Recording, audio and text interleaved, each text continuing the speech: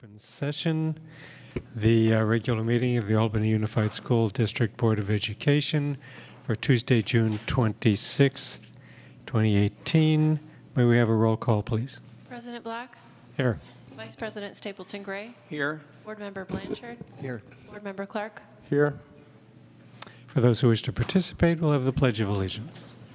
Ready to begin. I pledge allegiance to the flag of the United States of America and to the republic for which it stands, one nation, under God, indivisible, with liberty and justice for all. Thank you. Who's going to read our mission and vision statement tonight? I'd be happy to read it if you'd Well, like. just as a historical note, I think I'm the only board member other than a student board member who has ever read it. So go for it. I'd be happy to. The mission of the Albany Unified School District is to provide excellent public education that empowers all to achieve their fullest potential as productive citizens. AUSD is committed to creating comprehensive learning opportunities in a safe, supportive, and collaborative environment, addressing the individual needs of each student. Thank you. The board took no action in closed session. Next up is approval of the agenda. Does anyone have any changes they want to make to the agenda? Yeah, I'd like to make a motion to change the item on the election methods from review and action to, from review and discussion to review and action. Okay. That I don't think we can do. We can. We checked. We can change it to a review and action? Yes. You can? We can. We checked with Namita, yes. Wow. Okay. That's She said it's not something we should do all the time, but it's not illegal. So I'll second that. Okay. Any other changes to the agenda? Okay. I think that's a motion to accept the agenda with that change. All in favor say aye. Aye. Aye. Ross? I'll say aye. I don't know what we'll discuss when we get to that. We'll see how that item goes. Yes. Okay. Well, we have the option to make a vote on it if we want to. Okay. So I think the board and consent calendar. That would be good. Let's see about the consent calendar. Is there anything in the consent calendar anyone wants to discuss or pull? Any public comment on the consent calendar? Okay, seeing none, may we have a motion on the consent calendar? I make a motion to approve the consent calendar. Second.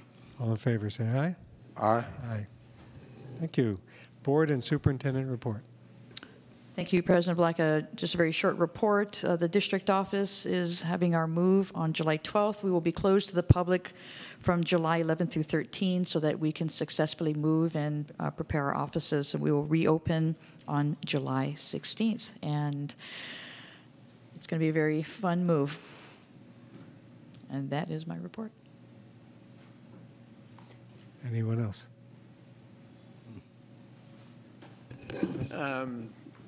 Charlie and I were at the disciplinary or the behavioral matrix discussion for the high school. It was fine. That's come to the board something like August, September. Not too soon. It was an interesting discussion, and particularly it reminded me yet again of the electronic devices, phone issues. I think it's simmering out there as something that someone needs to address. I mean, I've talked to enough folks who think, say, staff who would like to see something stronger, or staff who don't care, or I think for lack of a clear sort of here's what we all agree ought to be the way we handle what is a hugely distracting issue, what is a hugely useful tool, we end up with a lot more chaos. So I'm expecting that the board will likely be either taking up or be asked to take up some policy on phones, particularly at the high school. Okay, we'll get back to this. I apologize. I actually did forget one piece of my report. Board member Clark and Blanchard and I met also with Douglas and myself to discuss the budget and potential cuts that we could make in addition to the cuts we've already made for 18-19, and we were able to capture about 485,000 more in cuts for the 18-19 school year. So I wanted to make sure I put that into that. Thank you to Trustee Clark and Blanchard for meeting with us. Thanks. It occurs to me that the last board meeting was before the end of the semester. And we had all the promotions and graduation. I attended the middle school promotion and the high school graduation. Both went very quickly, very efficiently. The high school graduation, I'm glad to report, was joyful and respectful. And excellent speeches by the teacher who was chosen, who pointed out in her speech that she was the first woman chosen to make the teacher's speech in many years, despite there being over half the teachers being women. I thought that was very interesting. We had some great student speeches, and I thought it went very well. Right, that was Jessica Park who made that speech. First time in 7 years, she had said. I was also particularly struck by Tara Baer's speech where she said you should give up, or essentially on knowing when to let go of things you either had outgrown or were not your calling or not your interest, and to focus on the things you wanted to excel at, and to be happy with your life. I think it was a very nice speech. I was impressed by all the speeches given. Okay. Jacob. Yeah, just a couple of things real quick. Thank you, Val, for mentioning that you met with Charlie and I and Doug. I wanted to thank you guys for your time as well. I think it was a very productive meeting. Thank you all. I also wanted to acknowledge the second grade class at Cornell. I went on a walking field trip up to Memorial Park with my daughter and her class, and it was just a wonderful time being with the teachers and all of the kids, and it was just a really fun time. And also for Cornell, I went to the 5th grade graduation. My son graduated this year. And I wanted to thank the 5th grade teachers and especially Principal Heather Duncan for putting together such a nice ceremony. Thanks.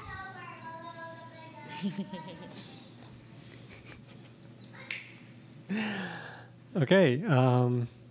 Brings us to persons to address the board on matters not on the agenda. Do you have anyone here to address the board on matters that are not on the agenda?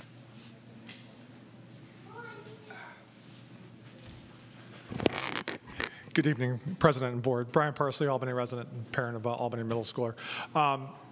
I wasn't actually going to come and speak before the board on this agenda item, but in reviewing the item that I was here to speak on, I was struck, and I've spoke to this before, for those of us that are in the 21st century and reading agendas on things like tablets and computers and things like this. The district has got to figure out a way to enter the 21st century. You cannot possibly expect the public to read through 700 pages of material to find an item. Because frankly, you can go to the table of contents, but the table of contents doesn't match up with the actual PDF, and so you're spending an hour trying to find the item. I would refer you again to look at the city's website with their agenda items, specifically with the council, where the council sets forth an agenda, and then each agenda items has links that you can click on to bring up whatever items that are in that specific agenda. It is so much easier to navigate, especially for working families who may not have the time to spend several hours to look over specific items. I do appreciate that the board put the warrants towards the end, because the previous boards had put the warrants up front, and that was an utter nightmare to have to scroll through 200 pages of warrants to get to your agenda item. But you've got to move to make it more user-friendly so that the public wants to come here. And because I was easily starting to get a little bit discouraged just going through and spending, 20, 30 minutes going back and forth. Did I miss a page? Because you're scrolling. And it's very difficult. Hyperlinks to specific agenda items and whatever attachments there are so much simpler, and it's user-friendly. I hope that, and I don't think that would cost a whole lot. I'm not sure if that would be a budget item, but I can't imagine that. And I would imagine it would also make your staff a lot happier. So just something to think about. Thank you. That's a good suggestion, and we'll certainly look into doing that. Thank you. Anyone else? Okay, that brings us to our first and actually only review and discussion item tonight, which is a report on what actions have been taken to address the letter to the board from the parent engagement groups. Thank you, President Black. Trustees, I'm going to ask Julie if you can pull up the slide for me, please. Thank you. So on April 24th, the parent engagement groups provided a letter to the board with comments and also a list of items that they wanted the school district to address. And so tonight I'm going to provide for you an update. So what I've done on the first slide is to list the 7 items that the letter entails.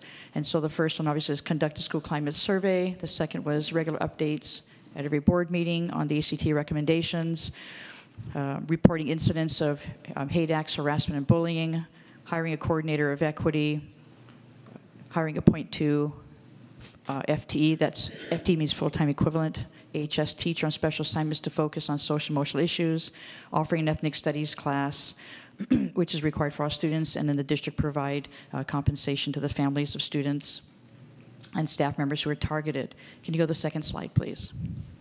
So I apologize in advance. It says 1, 2, 3, and the next slide will say 1, 2, 3 again. There's a little typographical issue, but let me give you an update.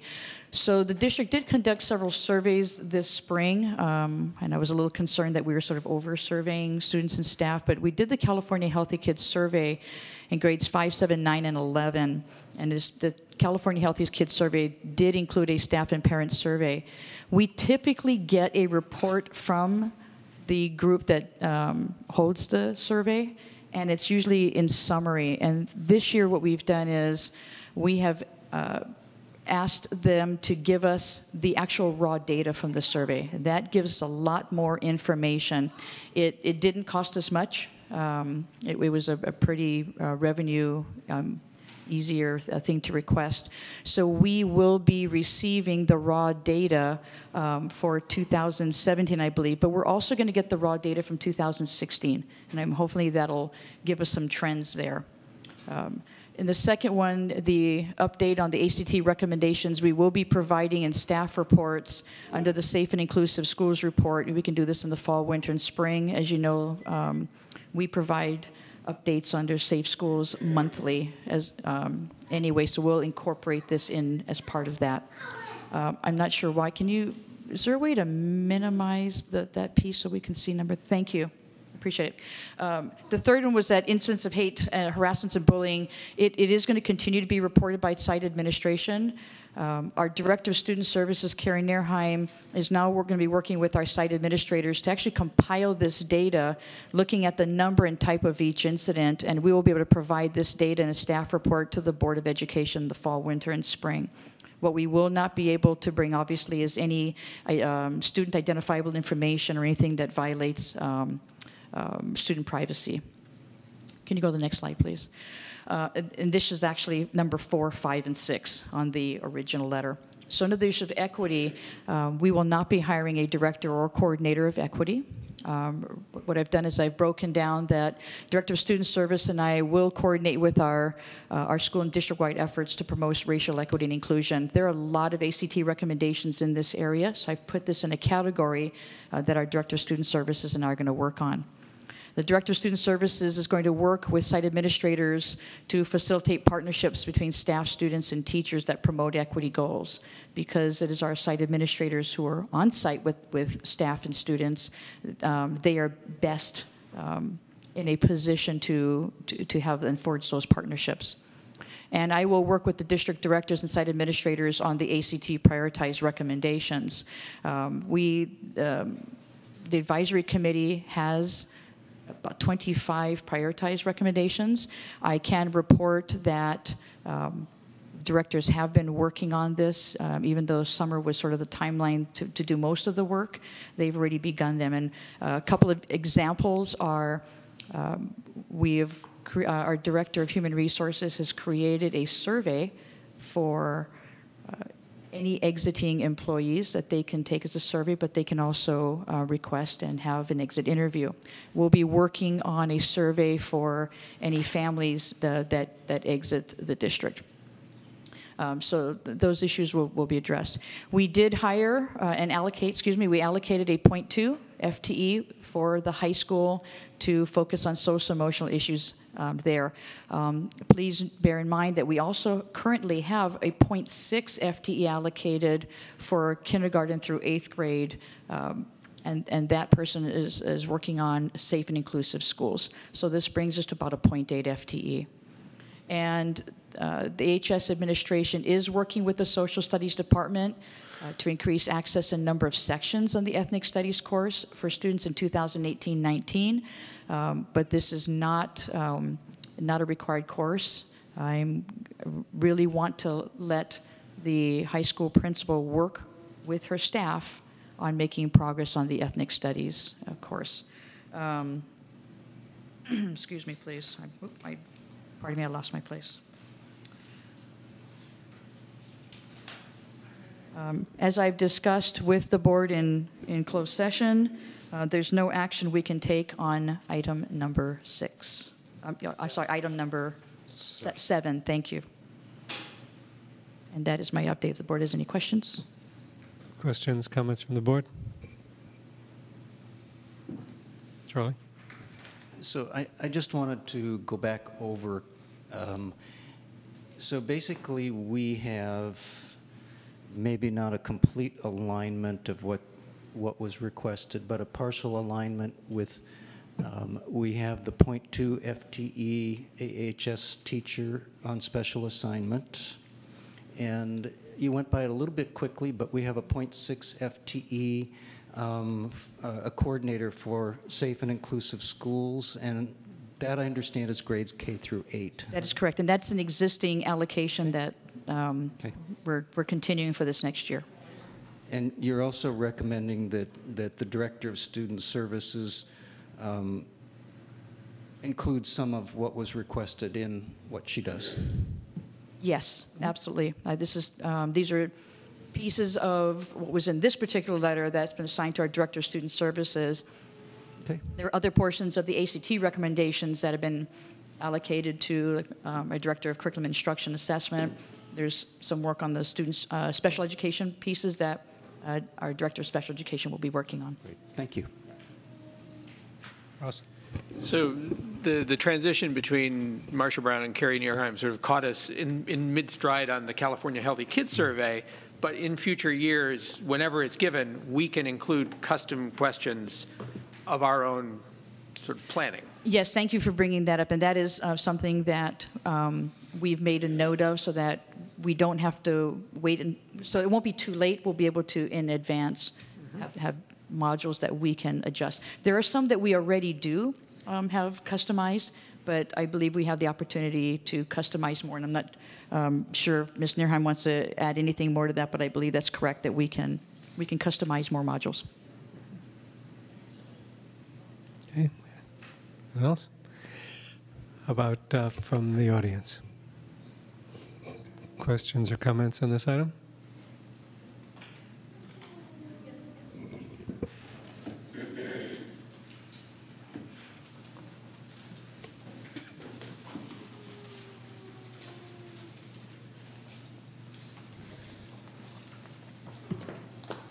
Hi. I had several questions. We have several questions. Just from the, I guess I'm not seeing how these all match up with the answers to the questions. So I would just wanted some clarification. As far as the survey goes, does the California Healthy Kids have you said we over-surveyed? Were there other surveys that I missed that actually addressed the issues of equity or were there specific questions on the California Healthy surveys that specifically addressed the issues of equity in Albany? I can answer that. Thank you for your question. The answer to the first part of the question is the other surveys that were done, I believe one had to do with surveying students about start times and sleep patterns and in terms of like for the health of the students. I know there was another survey, and I might need help here. I do believe that there was another survey that might have been done with our sorry, I'm drawing a blank. I think there was another survey that might have been done with our facilitator, but I can check. And answer the second part of your question, the questions around the California Healthy Kids survey does address issues around bullying. And I'm going to ask Ms. Neerheim to help me out here, or if you can help me with like what types of questions are on the survey. But I know there are questions on bullying. There's questions around how they feel in school, how they feel like if there's a caring adult at school. So some of those questions are embedded in the Healthy Kids survey. And there are some customized modules. That we've customized just to address racism, sexism, and other isms, or is it more? That one I'm not sure specifically about racism or sexism. Okay. We can't, I do know that we should be able to, in the next California Health Kids survey, customize modules that we can ask those questions. Okay, and then those will go out in a year from, basically a year from now, or a year from the end of the school year. It's done every 2 years. It's done every 2 years. Okay. This does not mean that we cannot create our own student survey in the 18-19 school year and actually address some of those questions. Do we feel like we have some commitment to actually do that in the beginning, maybe the beginning in the fall? It would actually, and I appreciate that too, because I think spring is probably not the best time to do a student survey because you tend to have more of your surveys that come in the spring. So what I think the commitment that I can make is I will bring back and talk to our Director of Student Services to see, can we get, it's nice if it's a short survey, and see if we can do something in the fall. Okay, I think that's something that I can at least commit to meeting with her and working on that piece. Okay, and then the other question, and these are my two questions that have to do with what you folks were saying before, the things we had talked about as a group, but has the job description, your job description as Director of Student Services changed? I know that because that was an existing position, that's not a new position, right? So I can imagine that was already a very busy position, so now we're adding these additional items on and using this as the idea that somehow that's addressing the idea of having a director that we had talked about for the ombudsperson kind of position. And I'm just wondering how that's going to fit in with additional duties for that, the Director of Student Services, or has some of the Director of Student Services other responsibilities been taken away to sort of be able to look at some of these issues? I would call it a reallocation of duties. So some have been taken away or reallocated to somebody else, so that some have been reallocated, some have been prioritized differently, so that some of these are more of a priority. Okay. And some of them actually will mesh, will mesh together so that they can be combined together. Okay.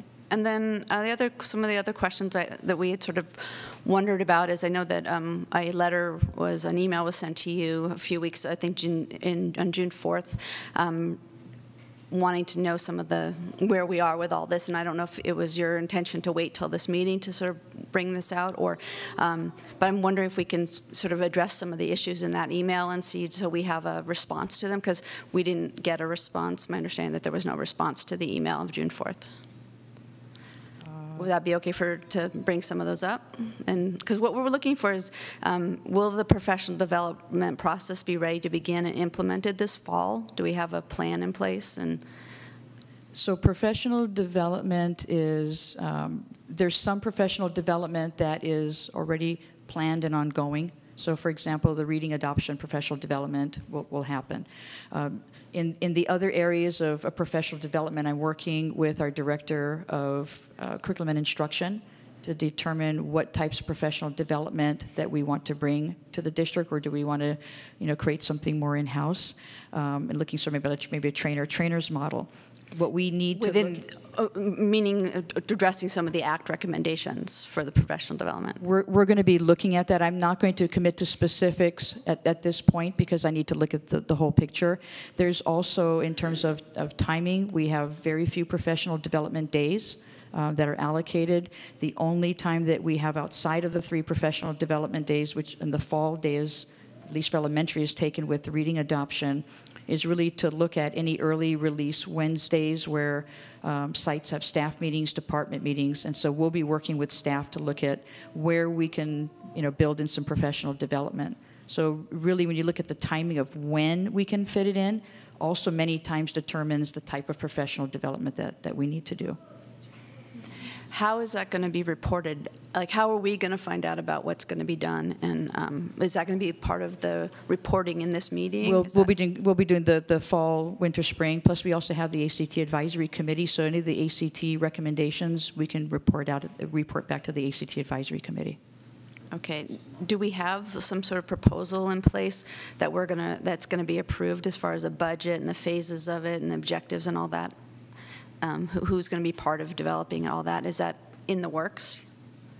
I'm sorry, I think you're asking me about 3 different things. So, well, as far as the professional development, you said you're going to start looking into how you're going to implement it. Is there sort of a process for how are you going to look at it and you'll make the decision, or is there a process that's going to happen, or a budget that's going to be allocated to that in addition to what's already allocated to professional development?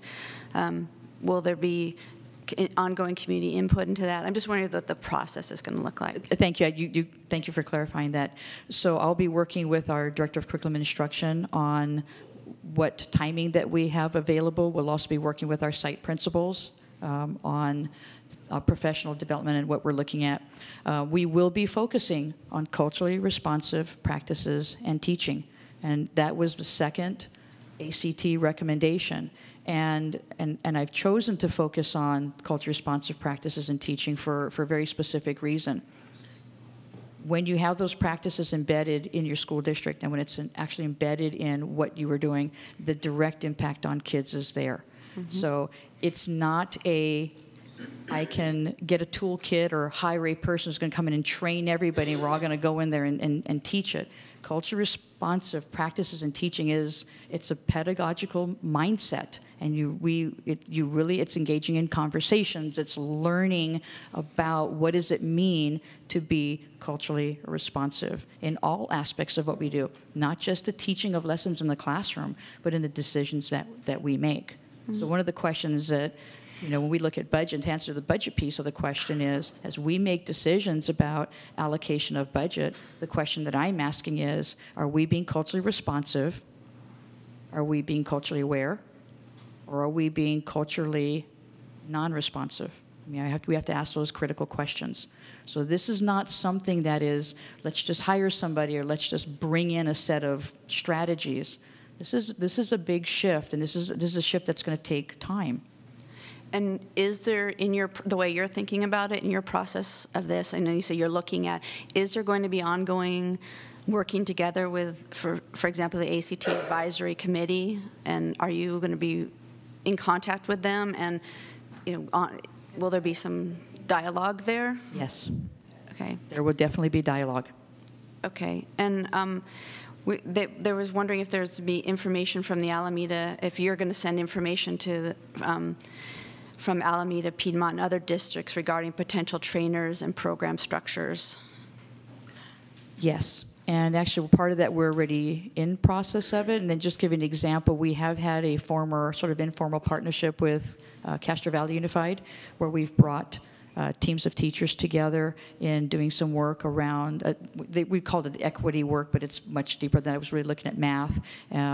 We also have the social justice math that we had last year and may continue with at the county office. We've actually had training where we've brought both school boards together in terms of a training on systems thinking. So yes, so there is outreach. I have also reached, I'm part of the SELPA board, and so I've already had conversations with the superintendents in those districts as well. And there's a new superintendent coming into one district, so we'll have to kind of reach out as well. Is there some mechanism by which, like the things, because obviously you're working on a lot of stuff, you're doing a lot of stuff that even those of us who are particularly interested in what's happening here aren't finding easy to know what's happening. Is there some way that could be put together, like either on the, like a little section on maybe the website, or AUSD website, of like, here's what we're doing, steps that we're taking, so that they're all there, so people know that something's actually, the things that are actually happening, because, a lot of people aren't going to be able to come to the school board meetings for the report out, but I think it'd be really nice to, because I keep hearing, oh, this is happening, oh, I didn't know that, and my ears are like this all the time on this subject, so. We can definitely put something on the website. We actually have an ACT section, but I think what I've done is, if you look on our website now, you'll see 3 sections. One's on budget, one's on facilities, and then actually we have one that's now on the front of the website, which is under Safe and Inclusive Schools. I would much rather put something in there so you can access it within just a couple of clicks, rather than trying to just there it is, it's on the, no, scroll back up. Go down just a little bit, go down just a little bit, right there. So it says promoting safe schools, so we can put it under there. So it's right there on the front page. Okay. That would be really helpful, I think. And then within the professional development, the other question I had was, when will the subcommittee with staff and the parent engagement groups representatives begin meeting to interview trainers, and as well, what are the other structural processes going to be in place for helping to the staff, professional development? Like how is that going to get decided, and is that going to be working together? I know you're saying that you're not going to just do you're not going to just bring one group in and do that. That you're integrate into the pedagogy of the school. But how are those decisions going to be made? Are they going to be made with the parent engagement group's input or feedback, or with ACT advisory committee? Or is that going to be? Are you going to sort of just feel it out and I don't know the right way to say it, but like, is that so? You're going to survey it and make a decision yourself, or is that going to be a collaborative process? We're going to be as collaborative as we possibly can. So our director of curriculum instruction assessment, Marie Williams, will be reaching out, and we'll probably work with the ACT advisory committee. However, I am not going to guarantee that we're going to bring in a trainer. I mean, if you can stay for the budget discussion towards the end of the board meeting, we have some serious decisions to make around reducing our deficit, or reducing our budget by $2.5 million. So we may be looking at other creative options to getting the training, or the necessary training that we have. And again, we're not going to do all the training in 1 year. This is not a one-stop effort, and I'm going to be really clear. I do not subscribe or believe to what one-time professional development, where you hire someone, they come in and they go away.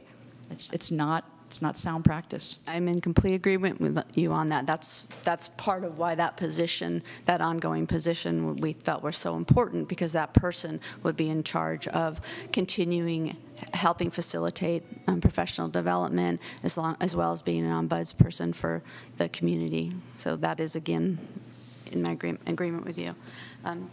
Somebody else wanted to take on the next things? Oh, I was just okay. Charlie? Jacob has his hand up. Oh, Jacob? Yeah, she finished up. I was just going to ask if there was somebody else who wanted to speak, so we can hear from everybody who would like to talk.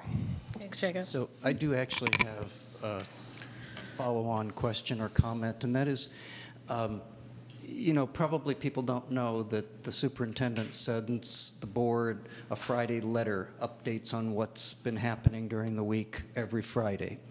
And I find that very helpful, just to see all that. You communicate much of what staff is doing quite well. I suggest that maybe some of that could serve a double purpose and be communication to the community at large. You could, you've already distilled the essence of some of what has been happening during the week for the board, and maybe you could just some of it I know you can't make public, but some of it I think you probably could. We can actually put on the front of the website where it has the updated news, and we've been doing some of that already, so it was sort of a pilot, and we can definitely add these things in the kind of a weekly update, or as much as possible on our website. Okay, good evening. Thank you guys for agendizing this topic so we have a chance to talk with you about it. It's been very frustrating the past couple of months of coming to meetings and not being able to have a dialogue, so thank you for that. Can you put up the list, the original request, the letter from the families, from the PEGs? This is the response to This is the the first letter. slide. And so, Carla, since you mentioned you guys, Kim is not here, but she's out of the country, right? She'd be here if she could. Right. Okay, yeah, this is fine. I joined the ACT task force a year ago because I was very concerned of the things that was happening at the high school and various things that I've heard at different schools, and my children have gone through the Albany schools and had to deal with, racist incidents as well. And when the task force formed, I was already on several committees at that point, but I thought, okay, if this is one more attempt to hit to address the issue of diversity and the issues of racism and all the isms, then I'll go ahead and move forward with that. But at this point, I'm sorry if I'm emotional, but I'm really distressed with the amount of time and energy that we've all put forward, volunteered of our time for the Albany Unified School District, and I don't feel like much has happened as a result of all that effort. I don't know if you guys know how many meetings we've had, but there was a point where my son was literally sleeping in my classroom because I would have meetings after school, meetings after that, come back the next day, meetings, just with a bunch of amazing people who were very determined to make a change in Albany. And I don't see it. I know, I hear you, Val, with the things that will happen, and we're doing this and we're planning that and whatever. I just don't see those things happening as a result of all that energy and all that compassion that we have to make it Albany a better place. In looking at these 7 things that we just the PEGs came from that we thought, are these the most important, or these are things that should be able to be addressed out of the 25. The number 1, the survey, that wasn't a new survey. That's a survey that happens, all right? So that's not something new that you guys are doing to specifically address the isms in Albany.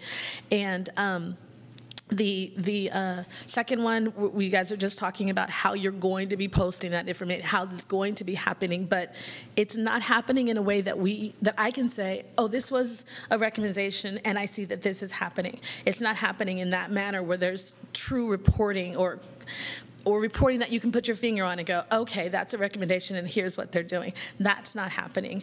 The third one, having to do with quarterly reports, again, I'm not sure when and where those are happening. The fourth one about hiring a coordinator of equity, a coordinator person where that's just their job.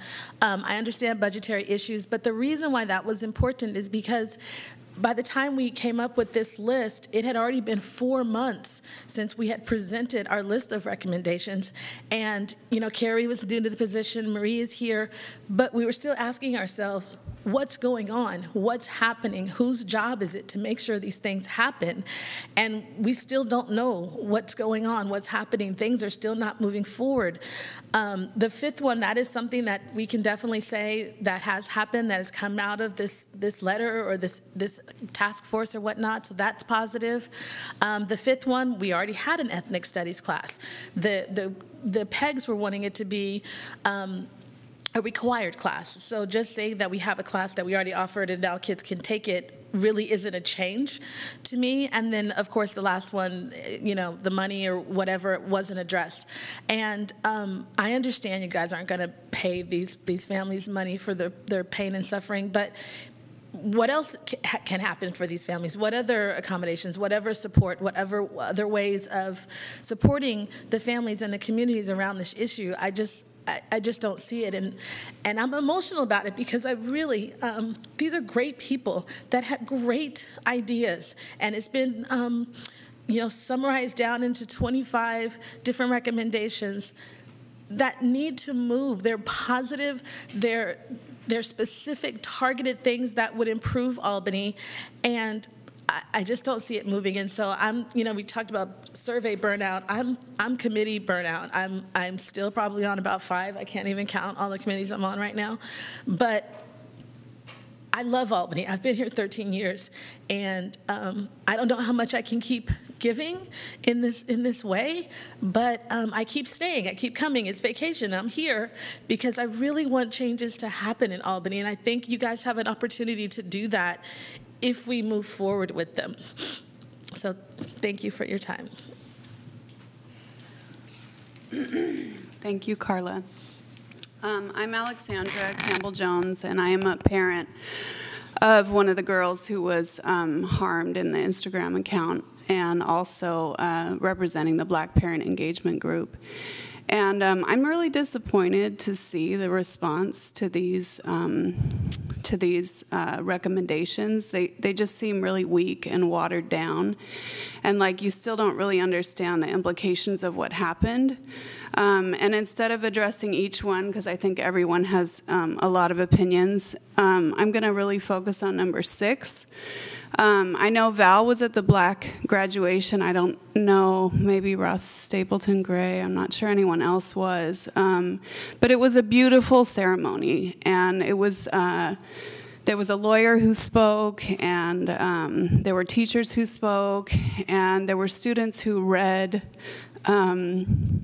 poetry, which you would have thought came from someone in their 30s or 40s because of the experiences that these students have had at Albany High and the depth of thought that they've had to have around the issues of their own identity. And to say that you'll just basically continue to do what you've been doing, it's not working. And to have that 4% of your population as it stands, which was roughly, there were 20 students in the Black graduation. And I know not all Black students participated for various different reasons, but to have them just learn more about themselves and learn more about how they're discriminated in an environment like Albany is not useful.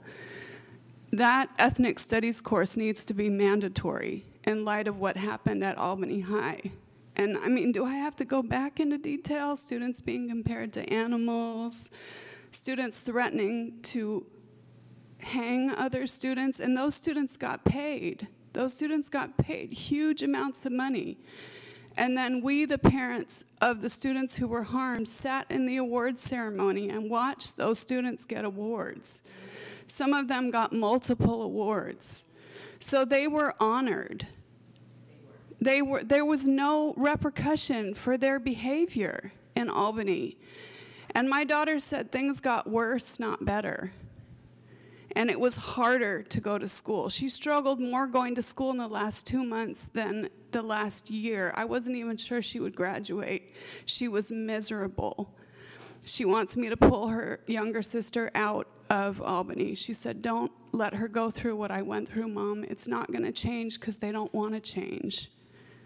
So one thing that you could do is you could require ethnic studies, because the students who don't understand what happened are the students who need to be educated. Our children understand what happened now. They have really clear understanding of history. Unfortunately, we've had to talk to them about a whole lot of things we didn't think we would have to talk to them about at 17 and 16 and 18. And also, I want to just say, I know my time's up. I'm really disappointed that Linda Jordan Swan was not given that position of the teacher on special assignment because of the work that she's done and the hours and hours of time that she's volunteered and the food that she's brought to make sure that we all felt welcome, no matter how bad we were feeling about being at the high school, because that place is toxic to me. I don't even like to drive past it. And I know there are students of older siblings of some of the girls who don't like to even go by the high school either because of the things that happened to them when they were there that were never even addressed. Now there's an opportunity to actually address the reality of the racism here. in this strange little enclave called Albany. So I would ask you to change that decision on number 6 and require ethnic studies and reconsider Carla Swan for that position, because she is more than qualified, and she has created bonds with many of the families, and she has organized rallies, and she has raised awareness, and she has made students feel like they have a right to be at that school after their peers told them otherwise. You don't belong here. We can do whatever we want here, and then our parents will support us, and our parents will get lawyers, and our parents will get lawyers to come to the school board meeting and tape it so no one can really say what they're thinking. And then our sons will get all these awards because we reward racists in Albany. That's the reality right now, and that needs to change. And as long as you're on this board, you need to make sure that change happens. Thank you.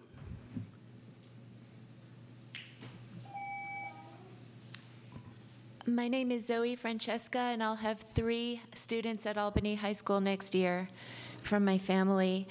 I wanted to get some clarification about who is it in the district who's responsible for implementing the ACT recommendations. I want to write it down because I'm not quite sure what Marie Williams does and what the other person does, whose name I'm not even sure of. Who's doing what, and how can the parent engagement groups and parent advisory groups interact with these people in a consistent, effective way? So ultimately, I am responsible for any decisions that are made in the district. And so the ACT recommendations, right, are my responsibility to work with the advisory committee, who's prioritized 25. And of those 25, as you know, one, I've said we're not going to hire the director of diversity or coordinator of diversity. So in terms of looking at the recommendations, reviewing them, and determining which ones we can do and when we can do them, ultimately is my responsibility. And then I work with my director of student services and the director of curriculum instruction assessment. Director of curriculum instruction and assessment. Instruction and assessment. And assessment. And who is that? Marie Williams. And who's the director of student services? Carrie, C-A-R-R-I-E, Nerheim, N-E-R-H-E-I-M. We also have a director of human resources, because there are some ACT recommendations that, by the way, we are implementing. Right, and I mentioned them earlier, and I'll be happy to mention them again. And that's Cheryl Cotton, C-O-T-T-O-N. And then, of course, we have our director of special education, and that's Diane Marie.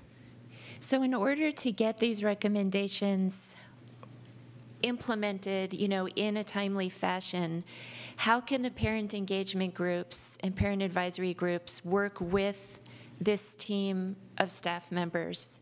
Will we be having meetings? Will we be having emails, phone calls? Who do we go to? How is it going to work? My recommendation is to go through the ACT Advisory Committee, because we will be continuing to meet regularly.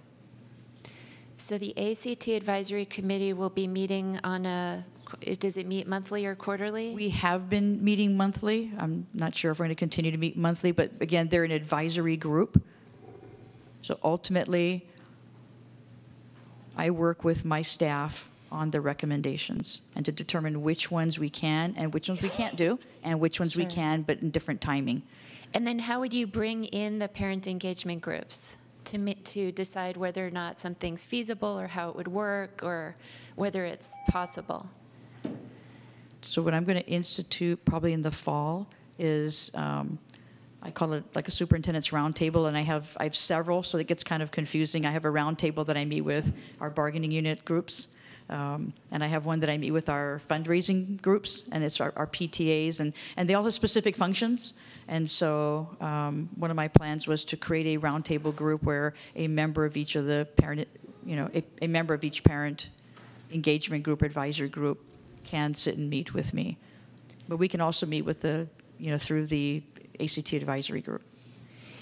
Because there's members of the PEG groups on the ACT advisory? Yes, that is correct. And then they would report back and get information from the rest of their groups?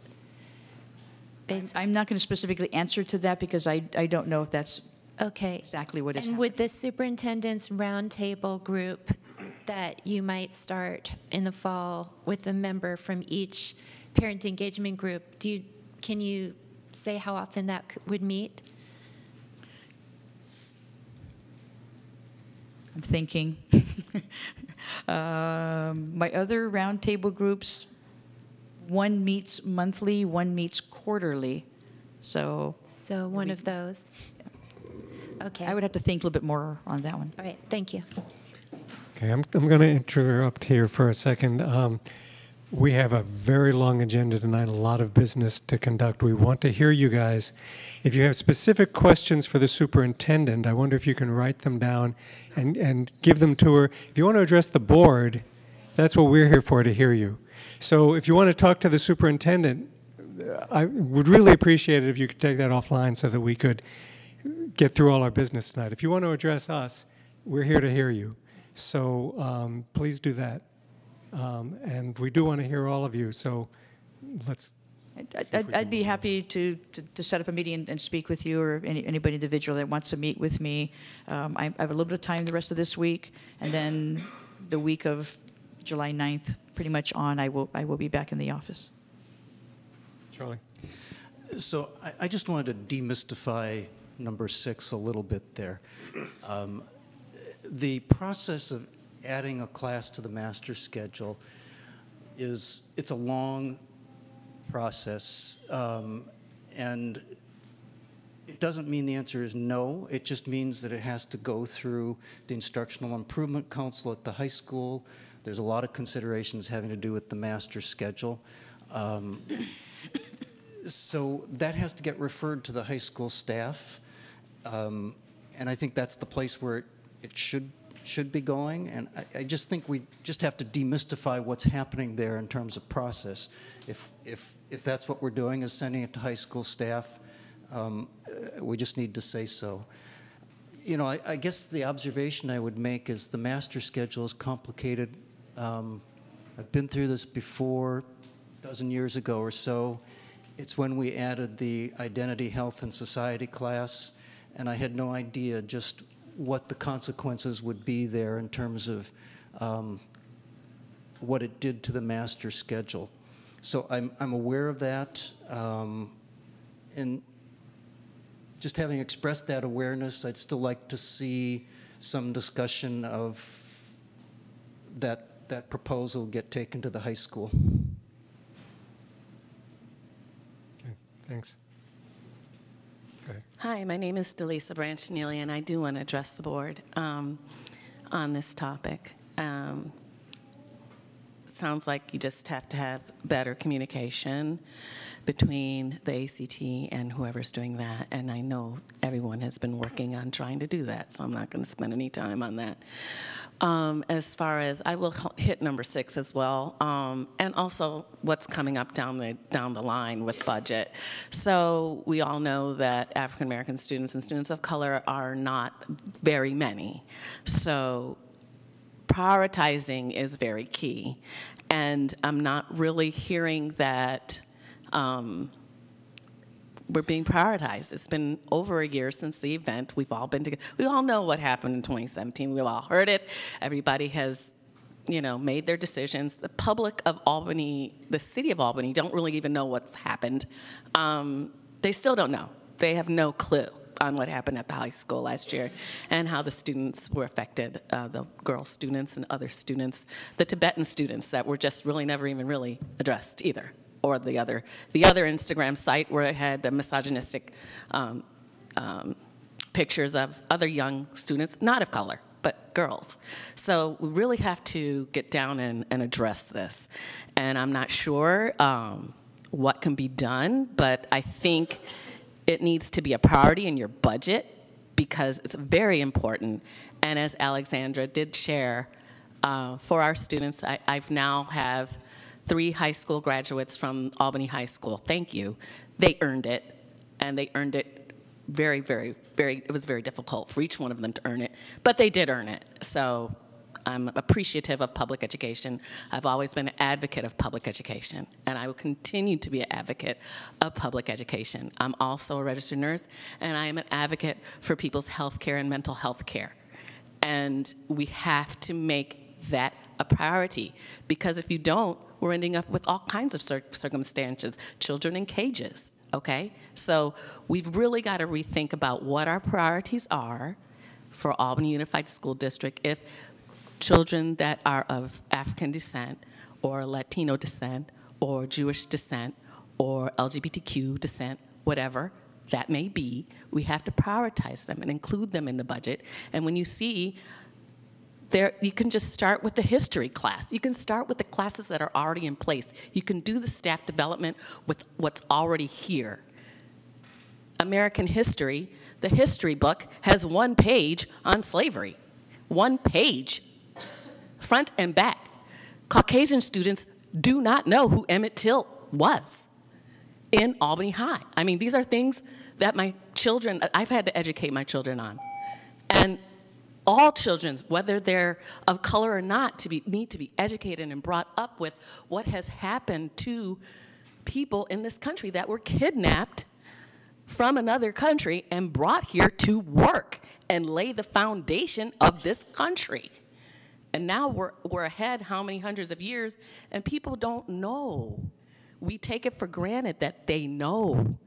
Children in the forums that we did at the high school, they didn't even know what lynching was. They don't know that term. The kids that put that on the Instagram site, they're just going on memes. They're not connected emotionally to what that is or what that means to the other person. It really has to be prioritized in the budget, really needs to be prioritized with the classes that you already have, with the staff development that you already have. We've been meeting and meeting and meeting and working and working and working and spinning our wheels around and around and listening to everybody with all of their views on it. And yeah, got sidetracked because somebody spun it over a situation and got big money. So, and that's not big, but big in the scheme of money. But we do need, what would be helpful to, I think, well, I'll speak for myself. What would be helpful to me and my family would be to know that Albany Unified School District is making strides for equity, looking at what's already in place with American history. There's history that's happened in America between Chinese people and African American people in the South that happened. They bonded, they served each other, they worked together. People in Albany don't know that. How are they going to know? It's up to the educational system to bring that into our own awareness. We shouldn't have to go digging. Kids need to be educated, and we need to bring everybody up to speed and have compassion for each other and not give those things up that are the fabric of the United States. Yes, I am a veteran, but yes, I take a knee as well. My heart is very, very pulled in so many different directions, and I know all of you appear to be listening and appear to be trying, but then the proof is not in the pudding for all these people that have been working and spinning and giving so many extra hours. It's just really hard. I mean, it's just hard to watch because I've watched it for over a year. And it's been so hard for everyone, all of the girls that are affected. It was, you know, basically out of the African American population of the senior class, basically targeted like 80%.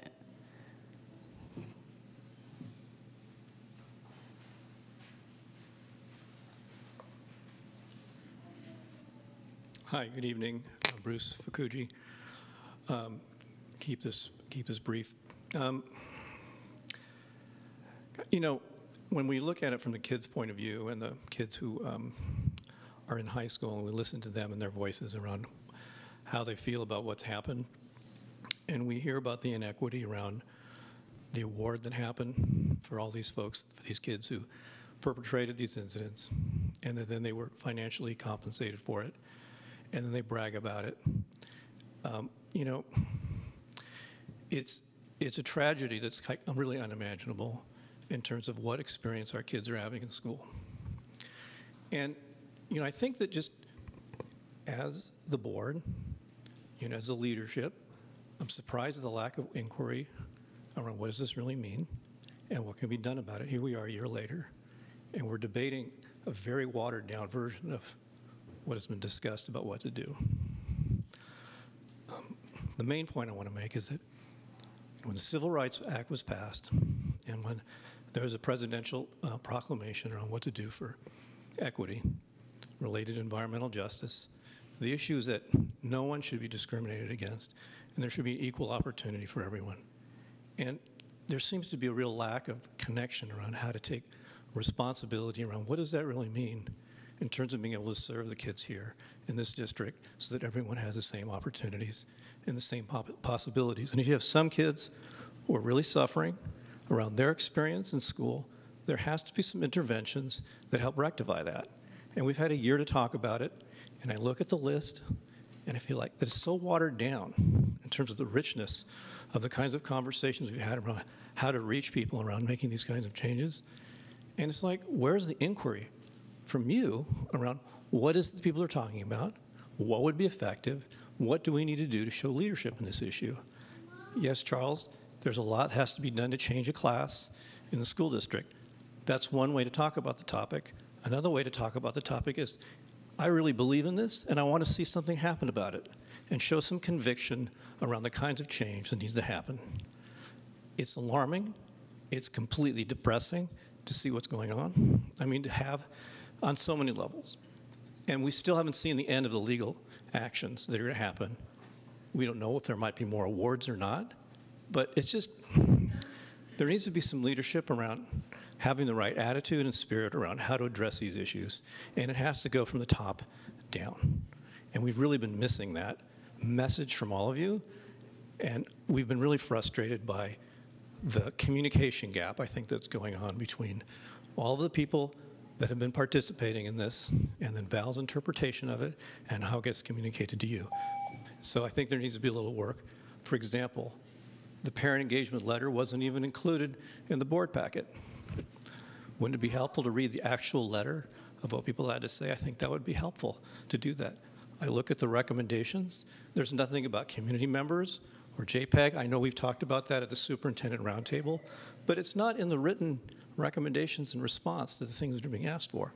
So there's this basic disconnect around what people are needing and how to have the right attitude to address it. And I really hope on some level you hear this message so that you can have a slightly different approach to how you do things. And when you have your discussion about this topic, I would really like to hear you speak to that point. I would really appreciate it. Thank you. Jacob. Yeah, I had a question for the speaker who was just up as far as inquiry. I have a question to ask. I've heard the word recommendation used a lot. Are these recommendations or are these directives? Because to me, those are two different things. And it seems like you guys have brought up some recommendations, and I appreciate the time that was put forth. But if they aren't implemented, then it's as if we don't acknowledge all the work that you guys have done. I mean, it's a serious question. Yeah, I'm not quite sure if I understand your distinction between recommendations and directives. Usually when people recommend something, you listen to it and you try to implement what you can. Some things we're not implementing, and I understand your frustration with it, but a directive is usually, you're going to do this. So I just need a little clarification myself. Are these recommendations or directives? I mean, you don't understand what I'm saying? I mean, yes, I think they would be classified as directives. Okay. They're very specific things that need to be done. They have a very clear intention. They have a clear audience that they're addressing and that they need to support. And it shows a conviction around what is an appropriate course of action that's been well deliberated by people who have a deep concern about these issues and formulating how to put those before you. So yes, they're directives. Okay.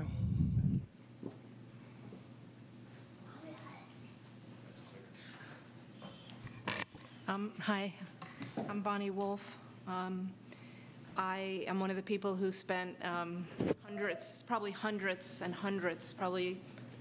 of volunteer half-time on top of a full-time job and parenting, working to promote equity in this district. And I want to echo what I heard, which is that I've listened very closely to the families who were targeted, and I've listened very closely to the students of color, not only the ones that were targeted, but just ones that were in the district, and what I hear is a level of trauma, despair, hatred, and utter contempt for this school district. This is a crisis at a magnitude that I've never seen in a school district. And so I want to implore you to get the magnitude of your responsibility to help move this process forward in a much more potent, aggressive, clear-minded, and compassionate way. There is a reason that this community does not feel heard when they go to school board meetings. Please help us figure out together what would make that work better so we could feel like we're being heard, so we feel like these kids aren't coming to us saying, I hate every morning I have to go to school, and we listen to that and we don't know what we can do as a community member, as a parent, other than to keep working night and day to implore you to hear them, to meet with these kids. They have a ton of ideas. Have a forum, have a town meeting, let it be student-led. They have so much to say. And then, you know, the first comment here was something like, this is aligned. It feels totally disconnected. Our main ask was hire someone, our hope would be a person of color, who would lead the initiative around hate and injustice in our community, because we're a broken community. There is no trust here.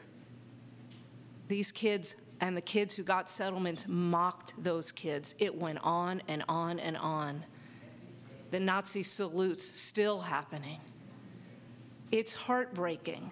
So we said, you know what, there are some great people on staff, but we've had a year, things haven't shifted, there's been a lot of planning. We need someone that's been their life work, is around change efforts and equity. We wanted you to go, and we said, please go to the city, go to the county, go to foundations. Someone will support this. Maybe it's not full-time, but have someone empowered to take the mantle out of all the volunteer work and say, I will make sure that this moves forward. And we're asking you again, we knew you'd say budget, budget, budget, but we're saying be creative. There's a community that woke. You can raise, whether it's half-time or full-time, whether you're raising 50 or 100 or 120,000, that's money. I do fundraising. This community is in crisis. Meet the need where it's at. And I also want to say, you know, if all we do is PD, well then why was there ACT? There's a community that woke. There's a community of parents that want education. They want to know how to intervene with their kids, help their kids, guide their kids, talk to their kids, have courageous conversations. What's happening for the parents and what's happening for student leadership. So that, you know, is there money set aside? What's happening for PD? What's the accountability? All of this should have been mapped by now. There should be a map with a matrix. These are our target outcomes. This is the accountability. This is how the parent engagement groups and the other community members are going to feed into it, because we have so many resources and ideas, and that it's mapped out. But what happens is we go to meetings and it's like, yeah, we're working on it, and it's like, oh, fall, quarterly. And somehow, you know, I'm like into very tangible outcomes. This community needs to feel heard in a different way. They need to feel emotionally heard. We need to feel emotionally heard, but we also need to feel like there are things that there are targets that have been met. I want to also just echo what Alexandra said around the hiring of Carla Jordan Swan. I've worked at her side. There is no one more stellar to meet the emotional and social needs of these kids. These kids love her. I don't know what other qualification you need other than that in a community where trust has been broken to this degree, to have a staff member who is unconditionally adored and trusted and the kids feel held by.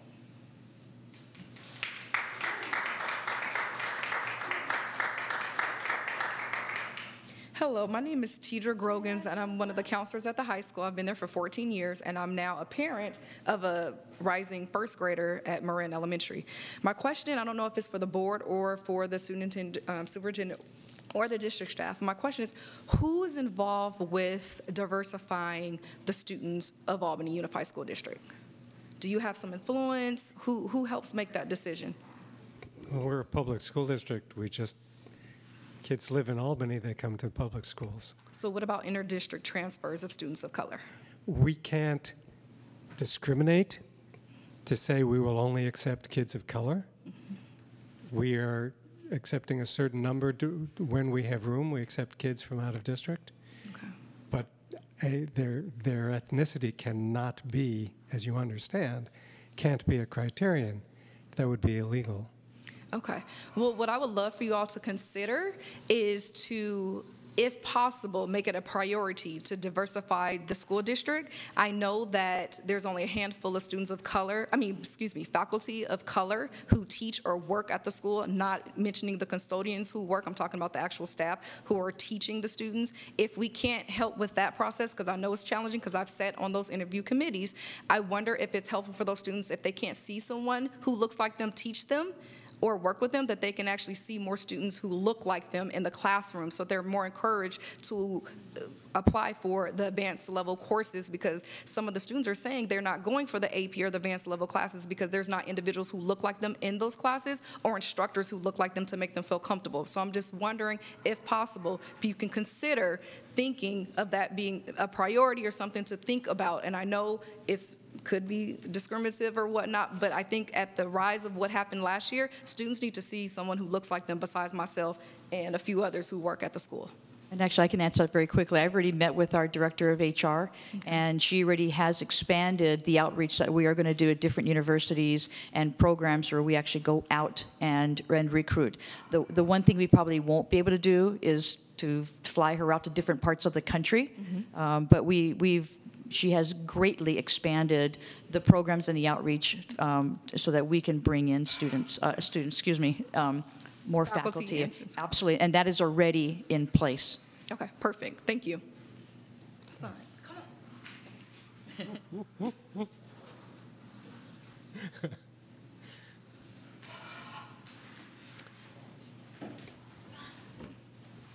Okay, thank you all for coming and speaking. I just want to say one thing really quickly. Don't stop. I've been on the school board now for 9 years. There are things that I tried to get done my first year that haven't been done yet. Sometimes it takes a lot of persistence to make things happen. I know you're getting a little burned out, but keep the pressure on. Don't stop. It makes a difference. And thanks for coming out. Our next item tonight is election methods. I have a question of clarification. Where on the review and action item did we want election methods? Did we want that to be? It was the next item, so it'll be the first in review and action. We'll just take it right now. Okay, thank you. So the purpose of this item, which is now review and action item, is for the Board of Trustees to continue its discussion election methods for the Albany Unified School District Board of Trustees. And I received, and we'll put this up on the screen. Let me just say something very briefly. At the end of the last meeting, we were talking about a resolution to take the board out of the city charter. And that was what we said we would bring back at this meeting.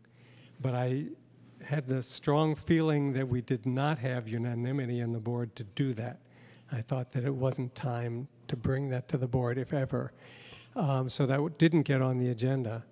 Then Jacob asked that we discuss election methods, and so that is on the agenda, and we've now moved it to a review and action item so that it will be possible to take a vote on it tonight if the board so chooses.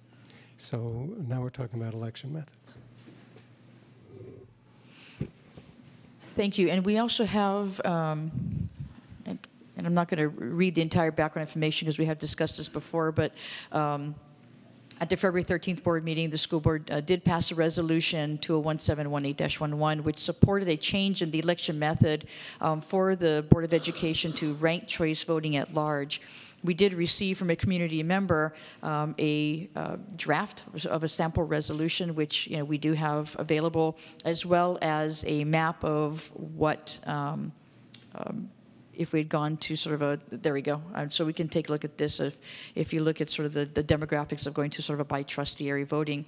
So I'd like to open up to the board, and if the board pleases, we could either start with the resolution or discussion about the ranked choice voting at large election methods. I want to clarify one thing real quickly. Same thing. No, it's something different. We're talking about ranked choice voting at large. But let's understand that those are actually separate things, ranked choice voting and voting at large.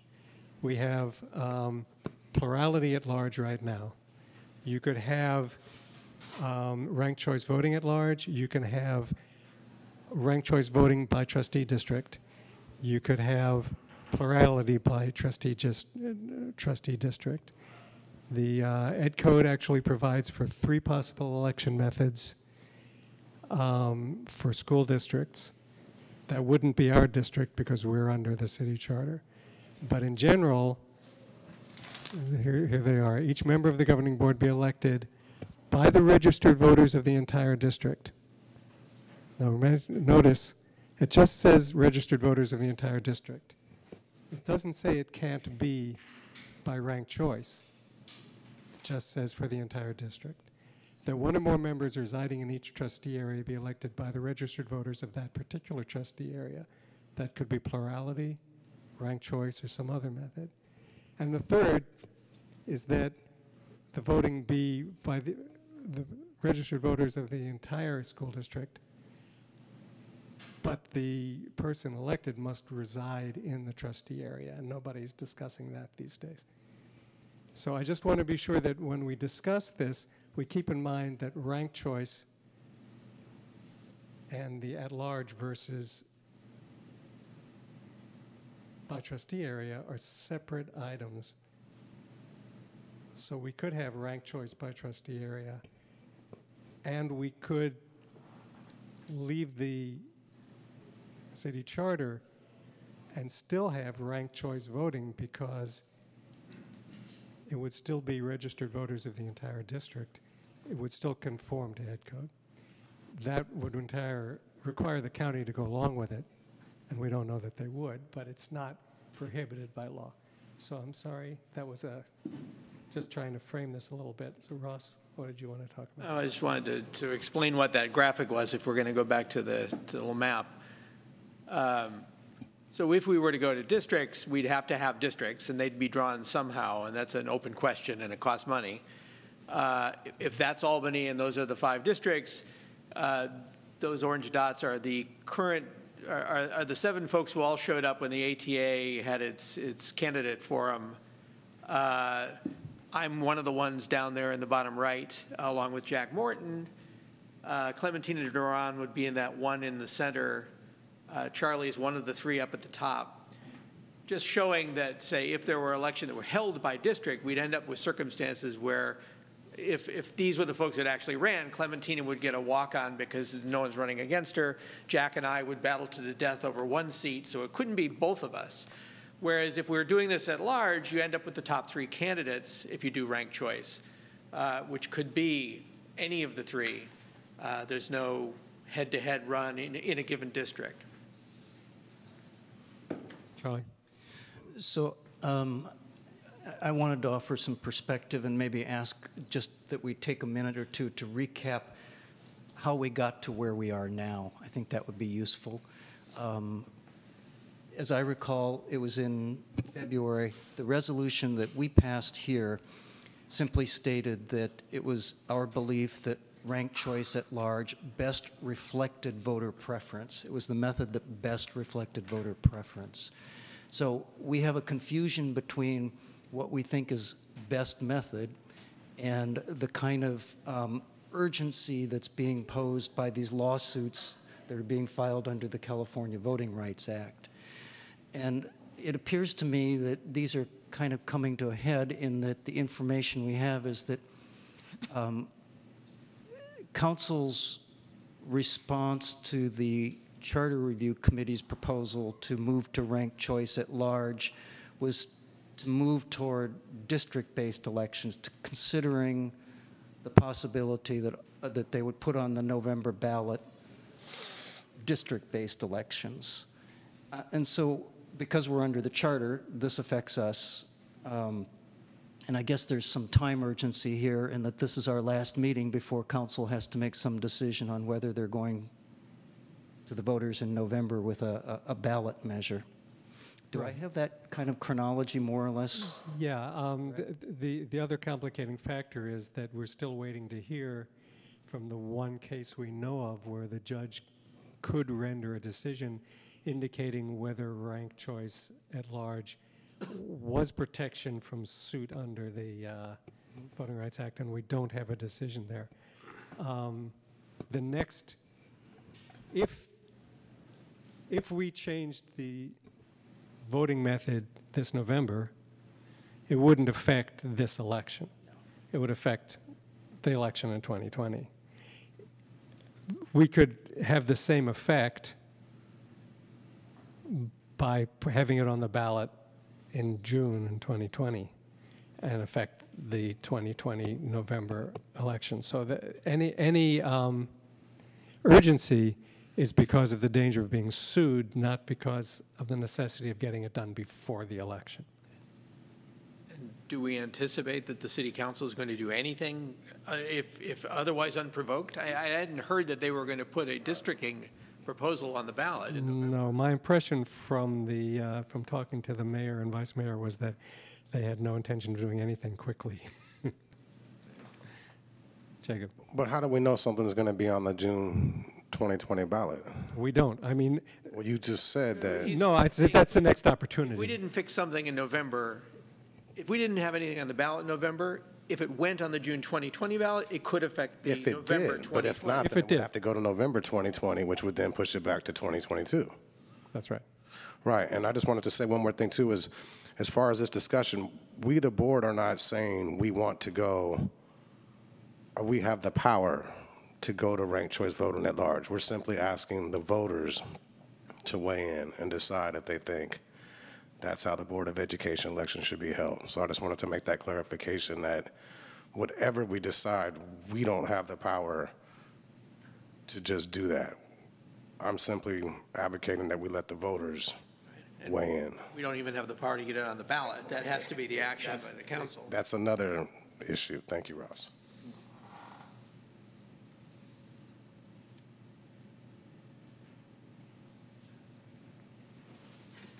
I have quite a bit to say, but I'd like to hear from the public first, please. Unless anybody else, I don't want to. I'm sorry, I'm not very familiar with this process, but I had a question. How does it, I think 5 districts was there, is that? There are 5 members on the board, so it would have to be 5 This is hypothetical. Oh, okay.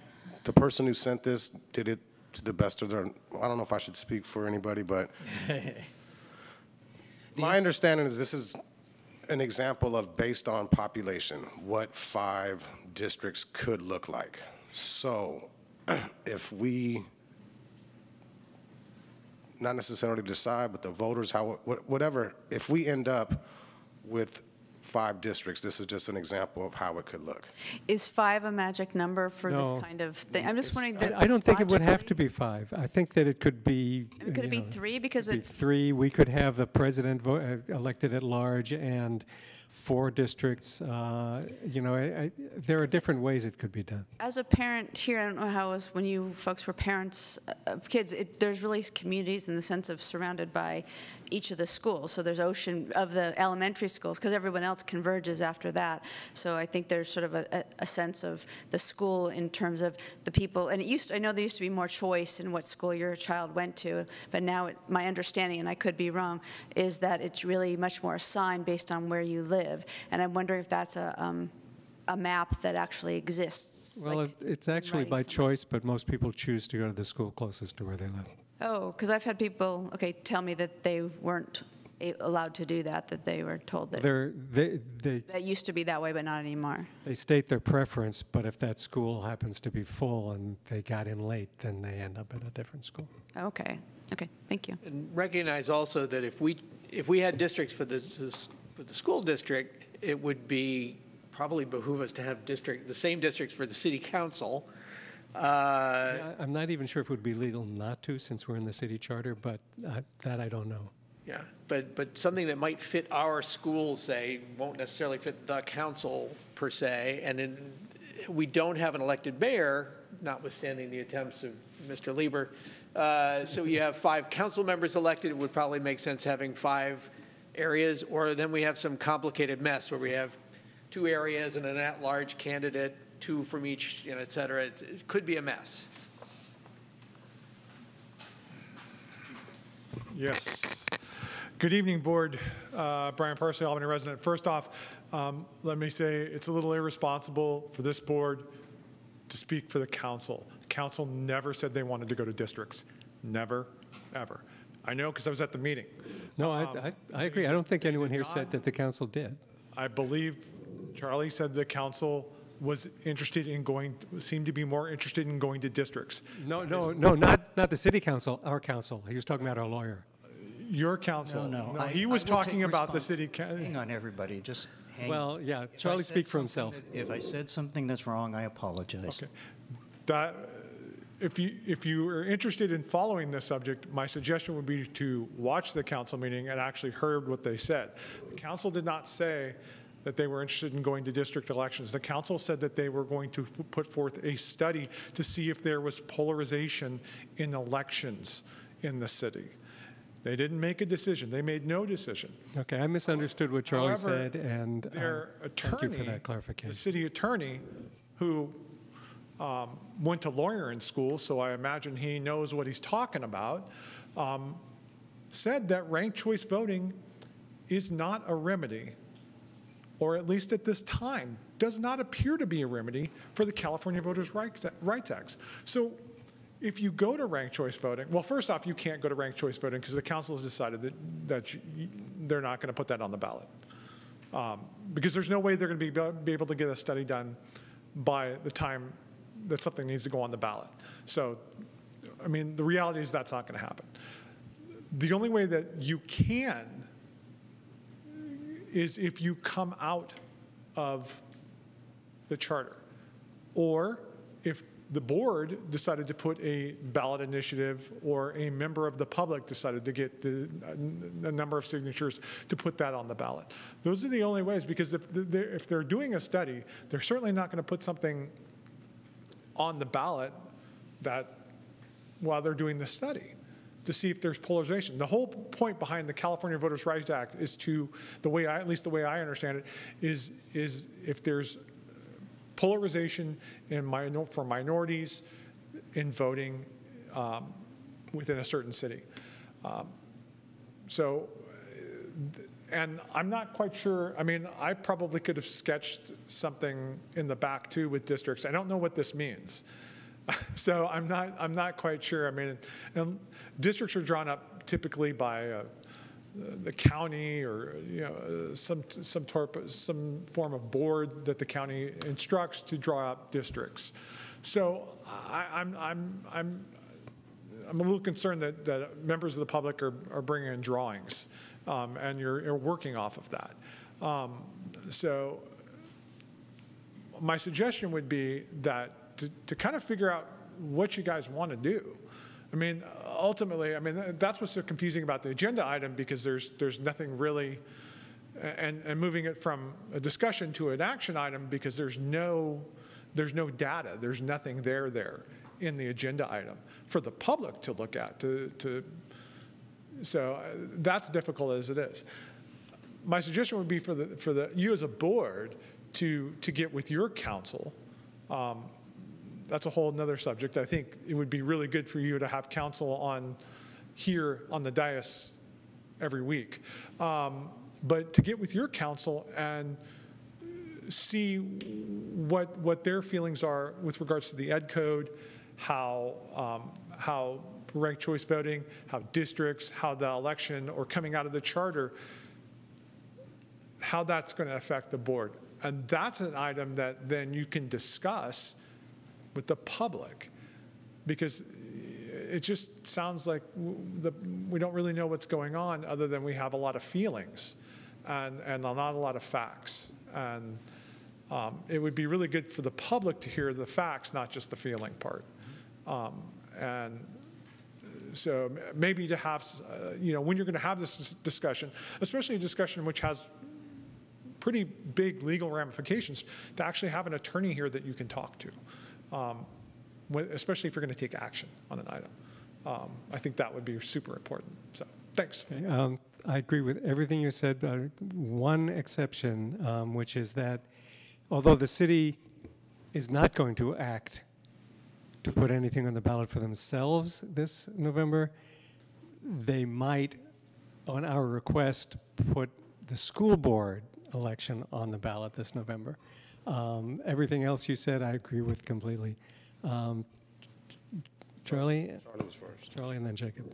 So again, just maybe to clear the air a little bit here, if it's an interpretation on my part, so be it. My interpretation is the board approved a resolution which said that we would be interested in going to ranked choice voting if the city chose to go that direction. Council said it was not interested in going that direction. Council acted on the advice of city attorney. The board has received the same advice, that the only spelled out provision in the California Voting Rights Act is district-based election. So my interpretation, based on council's rejection of ranked choice election, its interest in doing a study, is that their interest, as our interest also is in protecting both entities from lawsuits. We would need to explore the ramifications of district-based elections. Now, I do have a sense that council is approaching it differently than the board, and we're probably all approaching it differently than the Charter Review Committee. So I think we do need to have some open discussion. I think we have people present who could provide some of that kind of presentation and some of the kind of data that was being requested. Thanks, Charlie. And as for this diagram, the guy who drew it is here, so he could talk to it better than I can. But my understanding was it was just an illustration of the bad ramifications that could occur from going to by district election, as opposed to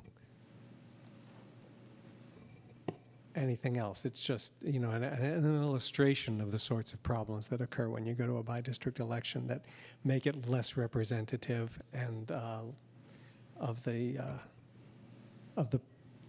desires of the public than ranked choice at large would be. Jacob, take it away. Yeah, I wanted to respond to the speaker who was just up here a little while ago, as far as stating that the board shouldn't be up here speaking for the city council, but then he turns around and speaks for the city council himself and says that the city council was not going to put the ranked choice voting at large on the ballot because they are waiting for a study about racially polarized voting, and just basically said it's not going to happen. So I don't quite understand how somebody who was up here can actually speak for the board and then tell us, the city council, and then tell us that somebody shouldn't have done that. And also, I did go back and watch the meeting, and my understanding is that the lawyer did say that ranked choice voting at large is not a guarantee to not receive a threat letter, but as far as a different option to put out there, we don't know what would happen. So that is, under my understanding, it is correct that the only guaranteed way to avoid the litigation is to go to by trustee area. And at the city council meeting, my understanding is they voted not to take that route. But at the same time, our resolution wasn't even acknowledged. So I think that's why I've asked for this discussion to happen again, So maybe we can reword our resolution and see if there's some action that can be taken, because we are under the charter and there's only so much we can do. And I'm just speaking for myself, but some of the examples I've seen in towns as small as Albany, if we are forced to go to by district trustees, the evidence that I've seen shows that there's going to be a lot of seats where there's going to be uncontested elections, and people are just going to walk onto the board of education, which I don't think is good. So the way I am seeing things, Jacob Clark, not the board, is it's worthy to have this discussion, because if we do go to ranked choice voting at large, which I think has a lot of pluses to it, it might save us from having to be forced to go to by district, which I just don't think is good for a town of this small of a population. So just wanted to kind of add my 2 cents.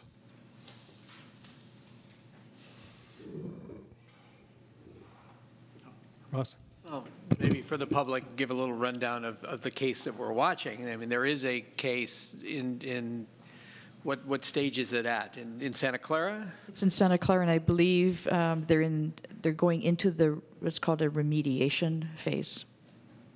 So someone brought a suit saying your elections are not fair because there is past polarization. And in the remediation phase, Santa Clara is saying, well, ranked choice voting may be a solution. And it would be up to a judge who will say yes or no. It's explicit that going to by district would solve the problem. Santa Clara would try to do what we would opt to do. And if that resolves before there's a lawsuit, we'll know a lot more about whether or not we should do something before a lawsuit. Okay, so I've thought about this quite a bit over the last several days. It seems to me we've already passed a resolution stating our preference for ranked choice voting. I agree with all the arguments that ranked choice voting at large would reflect voters' preferences better than plurality at large, and certainly better than trustee area elections. I think it would be bad for Albany to have to go to trustee area elections, but it's also possible we won't have a choice about that. In terms of the board being sued, my understanding from our talk with our attorney is, since we have to go through the city, as soon as we pass a resolution asking the city to change our voting method, if the voting method we ask to be changed to is acceptable under the California Voting Rights Act, we're protected from a demand letter because we've started the process. Even if it takes years, we've started the process.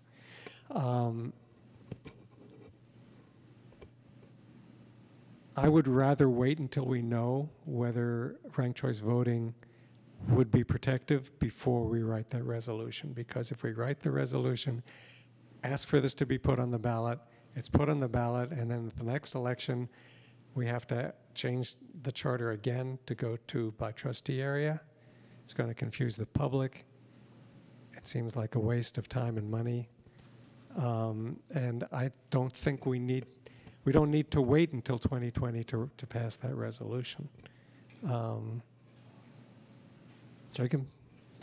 Yeah, just my understanding, and if we were to kind of do something like you were just talking about in the last scenario, where we are going towards ranked choice voting, and then we get a demand letter, I don't think we have to go through the charter thing and ask the voters again. I think at that point, we can just say, we're going to go to ranked choice, by district.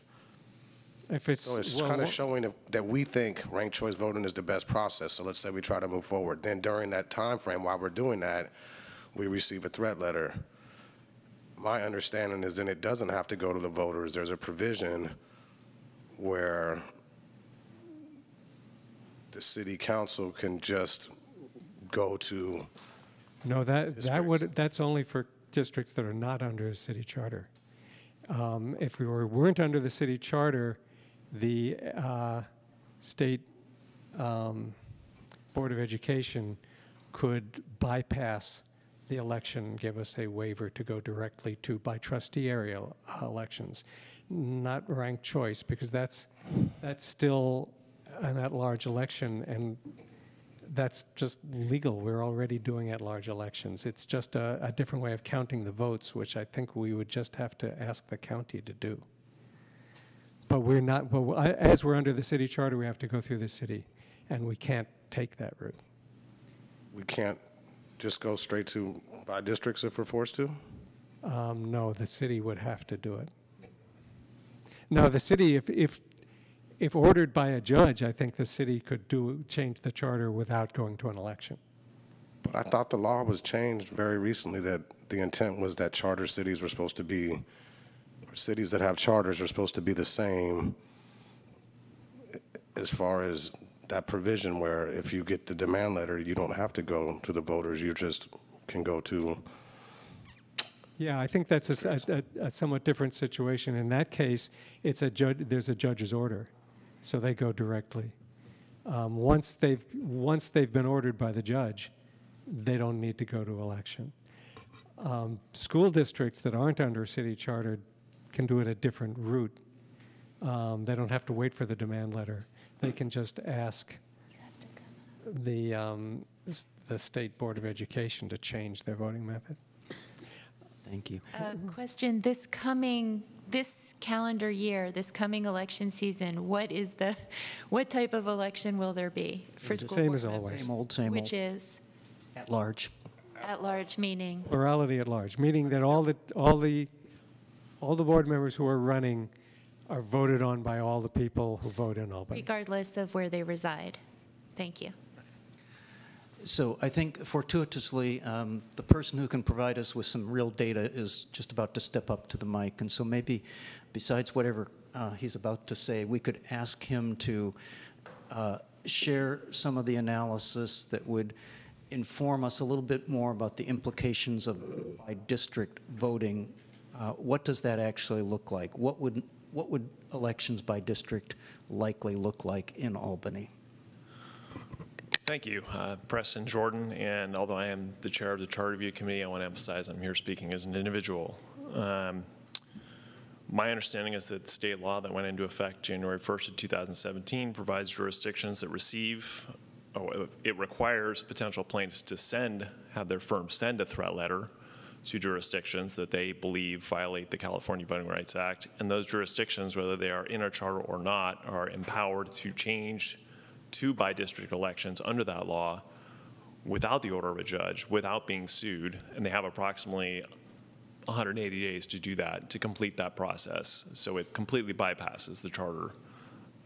Fremont, I think, was the first city to do that in the Bay Area, although I think Fremont is general law, but there are charter cities and I believe school districts that have taken that route. And the California legislature passed that legislation specifically at the behest of the California League of Cities, because cities were so sick of getting sued. And they said, look, we should be at least given some chance to do the right thing without being sued. And so that law, as they say, went into effect January 1st.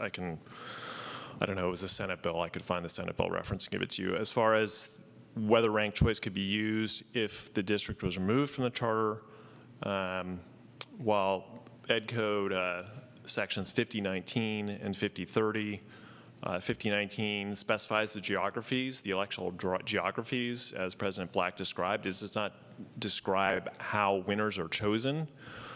Section 5300 says, except otherwise as defined in the Education Code, elections shall follow the Elections Code of the state of California. There's nothing in the Education Code that defines how a winner is selected in an election from any of those three geographies. It therefore defaults to the Elections Code. The Elections Code only allows for plurality winners. Therefore, the candidate that gets the most votes wins, whether they have 25% of the vote, voter support, 30% voter support, or 51% voter support. It doesn't matter. Only plurality is allowed. I can cite the section if you want in that regard.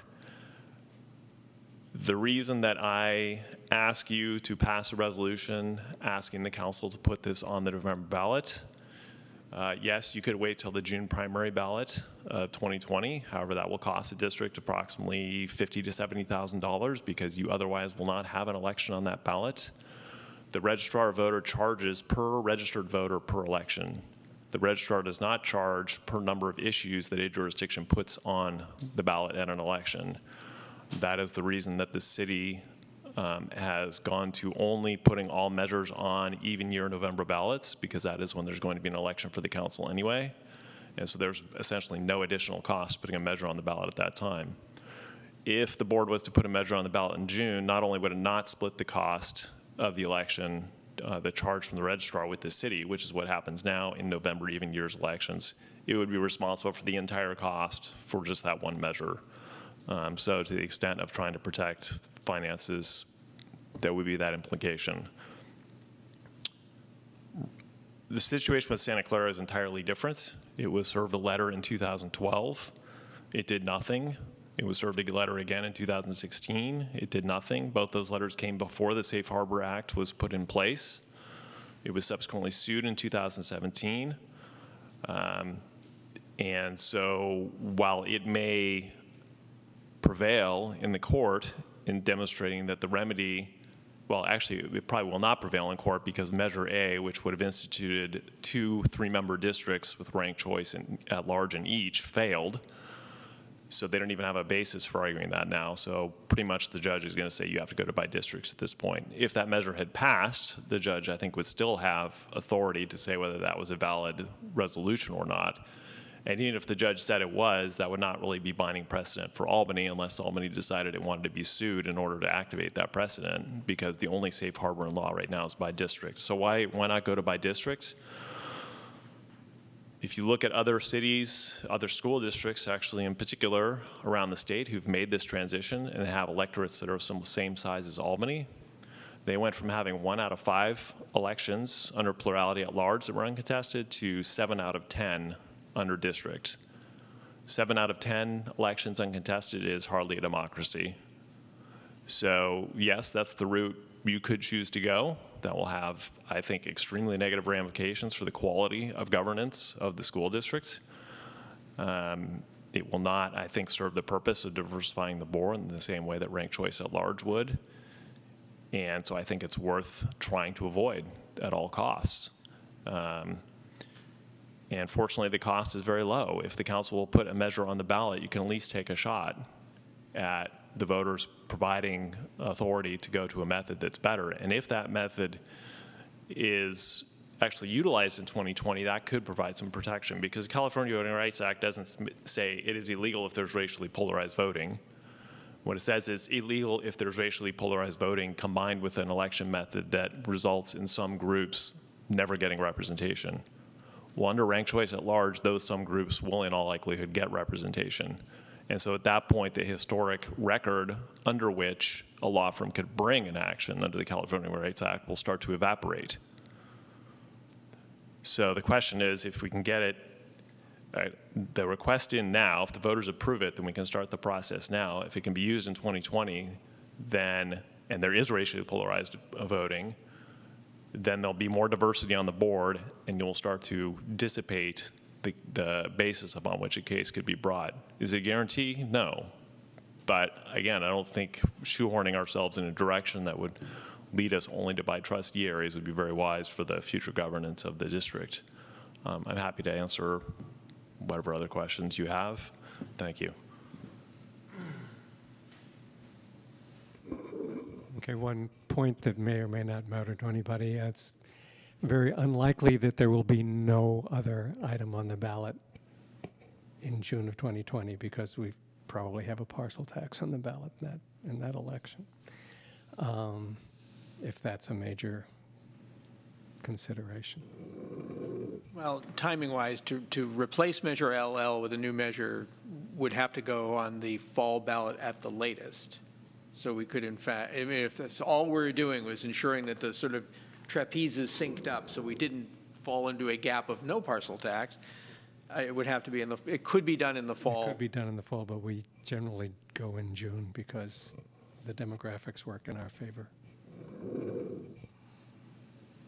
Charlie?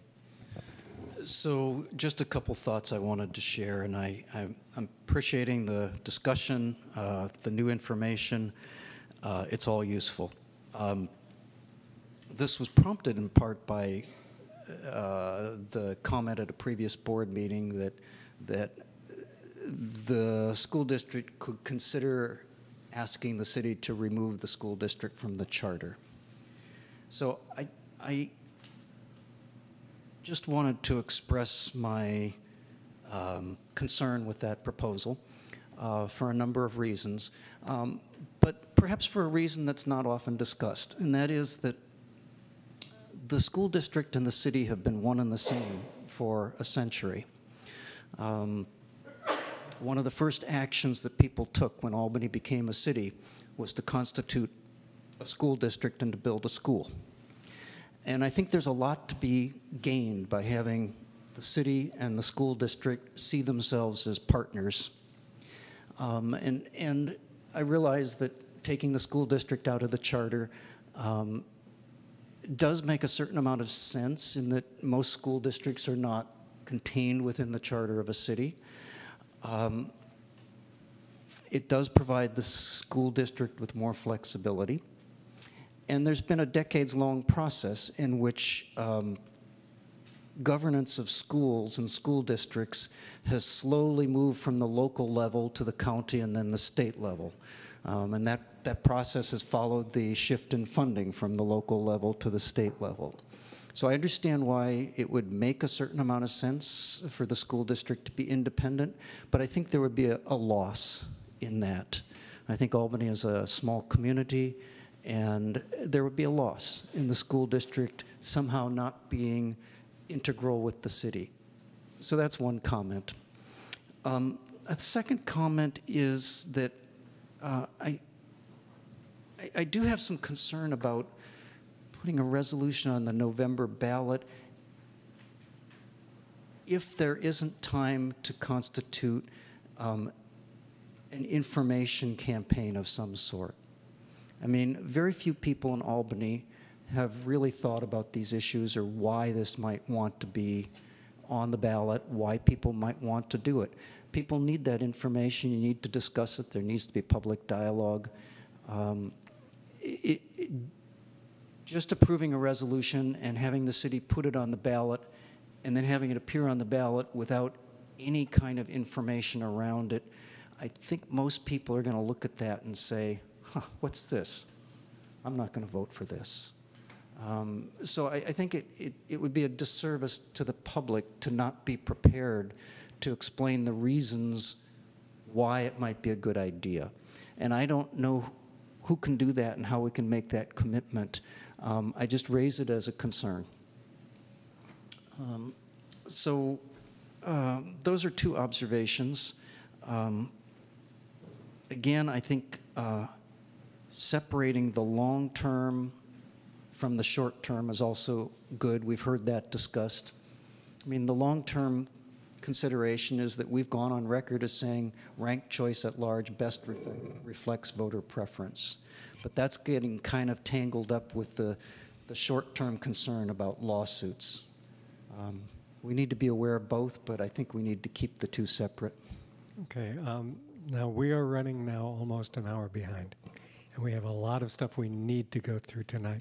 So I'm going to hope we can wrap this up fairly quickly. Jacob? Yeah, I'm glad we're having this discussion, but I'll say it one more time. As far as kind of like our last chance to not be forced into by district is to try to go ahead and get this on the ballot in November and let the voters decide.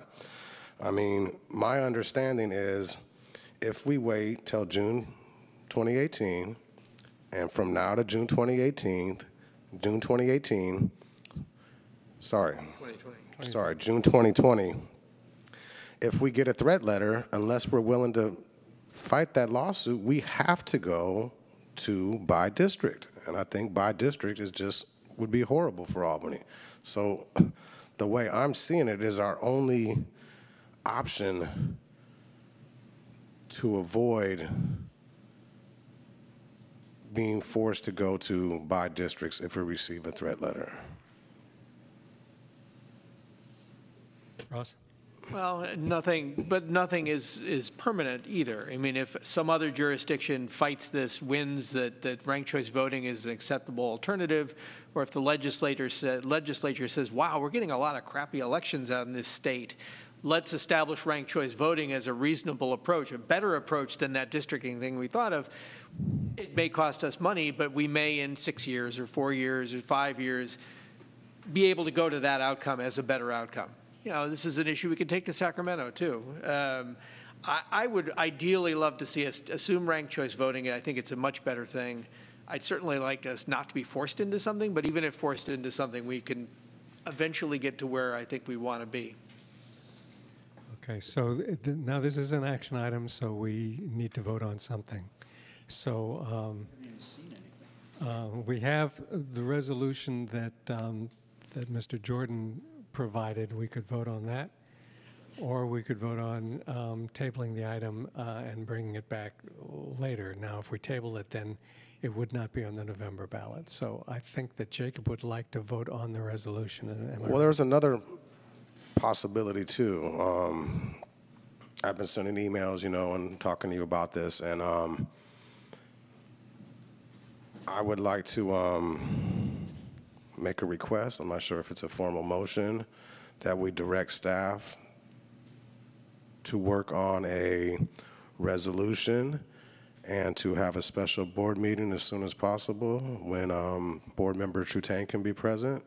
She was part of the discussion before, and I think that she should have a right to weigh in on this. So I think with some of the discussion that we had and some of the legal issues, it gives us a little bit of time to get some answers to those questions, and for us up here on the board to kind of reflect on the fact that we did make a 5-0 vote making a resolution for something.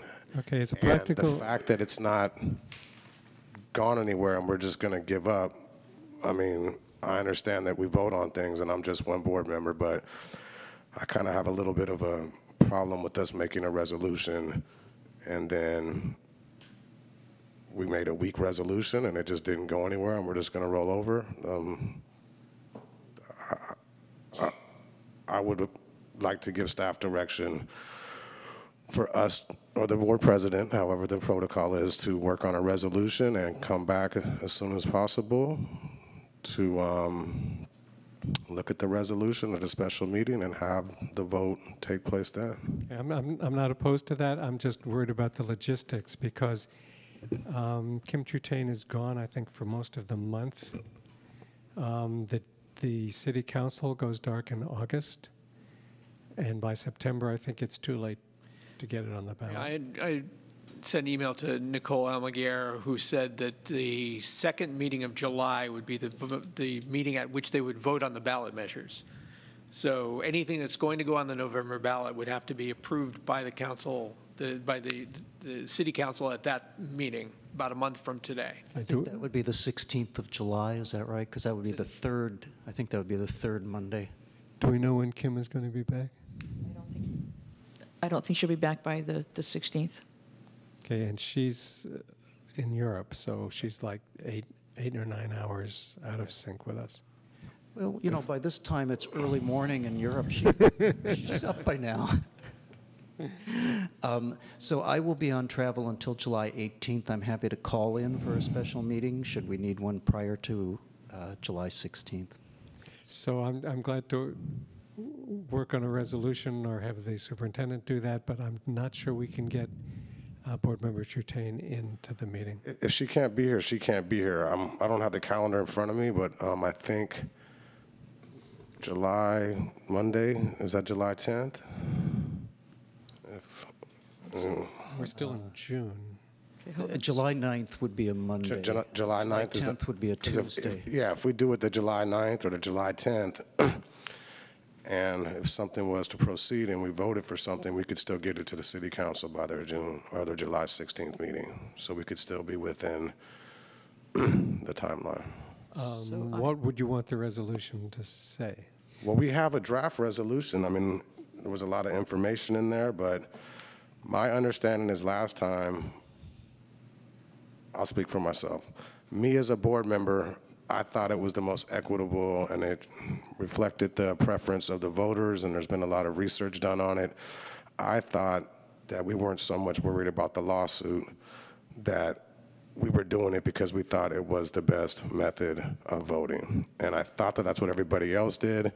And unfortunately, I'm part of it. Our resolution wasn't strong enough. It wasn't clear enough. We stated that we had a preference. So I would just like to have another resolution come back more or less clearly stating that we would respectfully ask the city council, if it was to pass, to honor our request to put it on the ballot in November 2018 so the voters can have a voice. Okay, so it could essentially be the resolution we already passed, but with a change of wording at the end. You know, yeah, we don't, you know, the first one was 2 or 3 or 4 whereases or whatever, you know, and just, I think, me personally, I thought that's what we were trying to say, and it didn't clearly say that. Charlie? Well, I was going to say, perhaps we could ask somebody who's going to be here to take the resolution that has been sent to us as a possibility and the resolution we previously approved to think about what it is the board might actually want. And I guess I would also ask, since we're under the charter, can we actually ask the Charter Review Committee for input? No, the city can. The city can, but we can't? We can informally, of course. Well, that's kind of what I'm... I think we've had it, but... Well, we've had it, but not formally, I think. I mean, I would just say that the next Charter Review Committee meeting is July 25th. Oh, so it's not going to happen. But, I mean, certainly myself as an individual and the other subcommittee member of the Charter Review Committee who formulated the amendment that would have been for transitioning the council elections, I think we'd be happy to formulate some language that would transition the board elections as well for the ballot. Obviously not as an official act of the body, but we'd be able to provide those services from our knowledge of the charter. Okay. Also, in terms of while I'm saying here, in terms of public information election, I completely agree with that. I would put forward that, in my experience, the electorate doesn't tend to pay attention to issues until September. So the fact that there hasn't been a lot of public education around this by now, while that may be meaningful to what I call the involved 100, beyond the involved 100, in my experience, people don't know what's going on until September. I ran a campaign last election for a partial tax to get our sidewalks repaired as a collective effort. And that campaign didn't start till September, and that passed with about 80% support. And it actually had the most voters vote in support of it of any measure in Albany's history. So I wouldn't say that a lack of information campaign up to this point is fatal. And obviously the fact I'm standing here and I put 8 years into this indicates that I would not let a campaign opportunity go by without campaigning. I mean, you just got to campaign. So I would certainly be on the front lines doing that. Okay, so Superintendent? So just in terms of timing, so if the city council meeting is on July 16th, the board wants to have a special board meeting the previous week, we would have to post that agenda. We need time for our legal counsel to look at it. And I am not here next week. What would the legal counsel have to look at? I think our legal counsel should look at any resolution that the board is going to approve and take to the city. Did they look at this one that we already did a resolution before? We already did the resolution. I don't remember the legal having to look at it before. Okay, so maybe I'm misunderstanding because I'm hearing 2 resolutions being discussed. The one that is being used as a sample that we have here, and we have this. Are we going to amend this resolution? I think I might be misunderstanding because I'm hearing 2 resolutions. Did everybody see the draft resolution?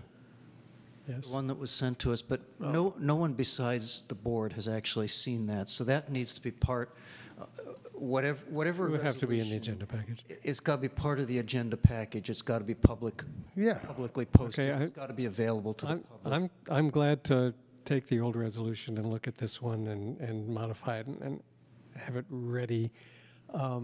We're going to have a special meeting sooner than that. I'm not sure. We can pass a resolution, send it to the city. If the city's attorney says that this isn't legal, then they won't act on it. I'm not sure we need an attorney to look at it. Well, and what the important thing for sort of legal review is what we're asking to have happen. The whereases are evidentiary. If they're wrong, that's shame on us. But what we're asking for is, and we've already run that by the lawyers, we're asking for a change of the voting method. Okay, so I think that it would be important to the city council whether this was supported by the entire board. Probably. So I will, when we have a resolution ready, we will email Kim and try to get a response. She may not be able to vote, but she could express her opinion. So if she were supporting the resolution, then we could read that into the record. And let's just, I will volunteer to work on that. Let's try to get it a special meeting as soon as possible, which could be theoretically by Friday, I think. And so I would make the motion that we table this item until the special meeting. Yeah, and just one thing, I'm sorry, I know this has been going long, but it's important. The draft resolution, the most recent one, there's a lot of information in there, and as far as the lawyers, the one part that I think really should be in there is at the end where it talks about the cost, not to exceed. Right, I did have a question. A very, very small percentage that's a great point. Of our budget. So like, for example, we don't need the lawyer to say, for example, if we're going to spend 0.05% of our budget to enact this. And it talks about if the registrar is able to have the equipment. I mean, there is other stuff that needs to be in there. This, like I said, this initial one was just too vague. So we don't need it. Are you seconding the motion? For a special meeting as soon as possible, or Friday, or to table this until the special meeting, which is as soon as possible. And if it is going to be this Friday, it needs to be agendized by tomorrow at. If it's a special board meeting, the Brown Act requires a 24-hour notice. We don't need a 72-hour notice. We don't need 72 hours. That's correct. But what I have always tried to give a 72-hour if possible. Well, let's say 48. And in this case, we probably would not be able to do that, so maybe I could do a 48-hour. If we can do a quick turnaround on this, if we had a special board meeting this Friday, then we could agendize it. It would be tomorrow afternoon or at the very latest Thursday. It depends on what time we have. Charlie would need to be able to vote. I want to ask Jacob, given that you're getting on a plane Friday evening, would that imply that a special meeting would have to be during the daytime? That was my next question, Charlie. What is the norm, or does it have to be, you know?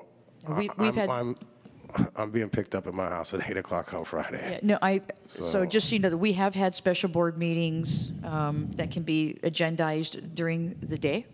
We've done work studies during the day, so if we wanted to. We can do it any time of day. We could do it any time on Friday. I just have to map backwards the 24 hours. So let's say that the meeting is at noon. I would have to make sure that we agendize it by noon, no later than noon on Thursday. Okay. So I will second. Do I need to reword it, or just second your original? Julie, did you get the motion? Actually, just for the record, please, could you read the motion? Thank you. President Black made a motion to table the item until a special meeting to be held as soon as possible, which could be this Friday.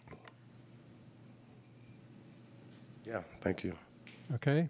All in favor, say aye. Aye. Aye. Ross?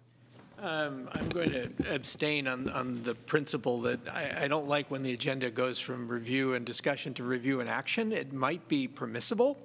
I'd love to know more, but you don't need my vote to pass this. That's true. We do have a rule in the handbook that we don't abstain on votes, though.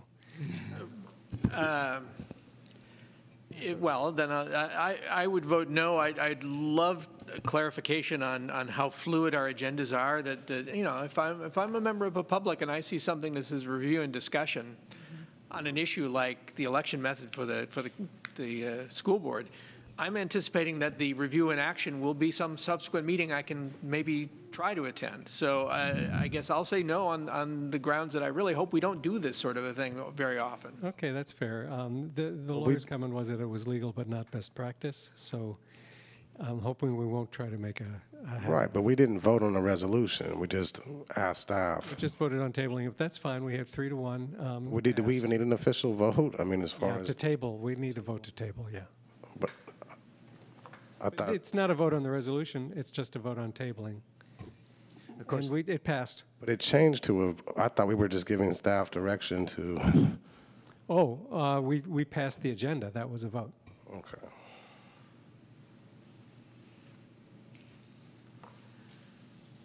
In fact, Ross, if you'd rather vote yes on this but change your vote on the agenda to no, that would be more consistent with your argument.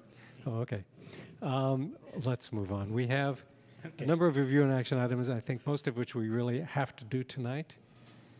Preliminary official statement for resolution 2017. So can we just move the batch of them en masse? Just move agenda, review and action items 1 through 9? No? Well, that would be consent. I think we kind of need to vote on them individually.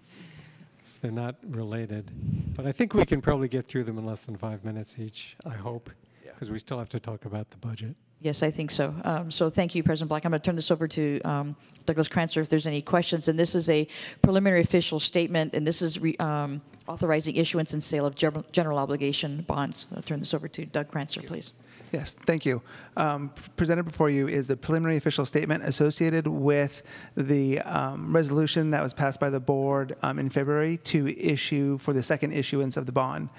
Right now, there's a lot of blanks, but that'll get filled in once more information is recognized and is known. So, if you have any specific questions, it's just really this is just a normal process. I have Ms. Soto from ISM Advisors is here if you have any technical questions associated with the preliminary official statement. So, Charlie? Well, I think it's fair that I let people know that I did send you a question, and you sent me an answer. So the question I sent was, since in February or whenever that was, we approved a Series B totaling, I think, $44 million, and now your suggestion, your recommendation is that the Series B should total $34 million, not $44 million. The question I asked was, is that going to be enough, and why are we changing it? And your answer was, this will be enough with what's left over from Series A to finish the middle school, the high school, and Ocean View. And we wouldn't want to issue more than this amount, because then the taxpayers would be paying interest on the $44 million instead of the $34 million. So that was your answer. I thought it was a good answer, and I just wanted to Great, state thank it you. for the record. Thanks. Any other comments or questions? Anything from the audience? We have a motion. I make a motion that we pass resolution 2017-18-14. Thank you. We have a Second. All in favor, say aye. Aye. Thank you. Local control accountability plan.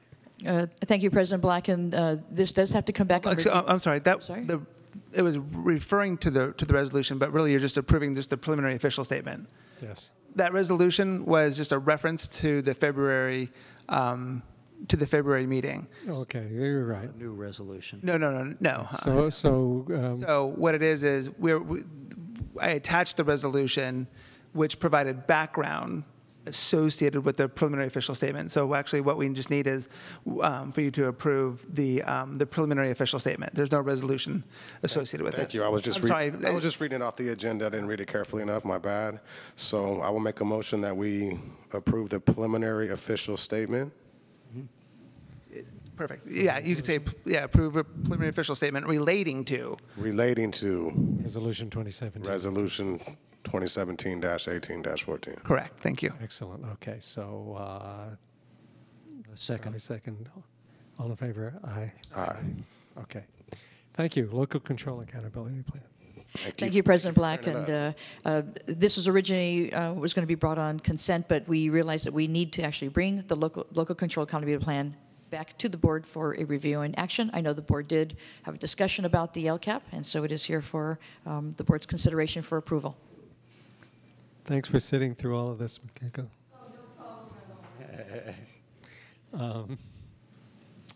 Okay, any questions, comments on the LCAP? Charlie. So I just wanted to say thank you to Marie Williams for putting this LCAP together and express special appreciation for the way that you have woven budget information into it in a way that is actually very helpful. It illuminates our budget adoption in ways that I don't think I would have completely understood had we not had this information in the LCAP.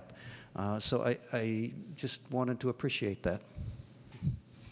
Thanks. Okay, Jacob has left the room.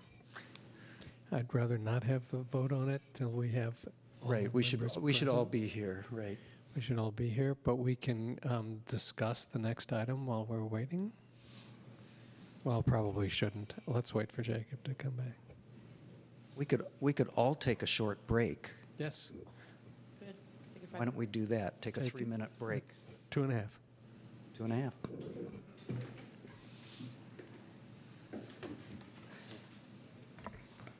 Take advantage of it.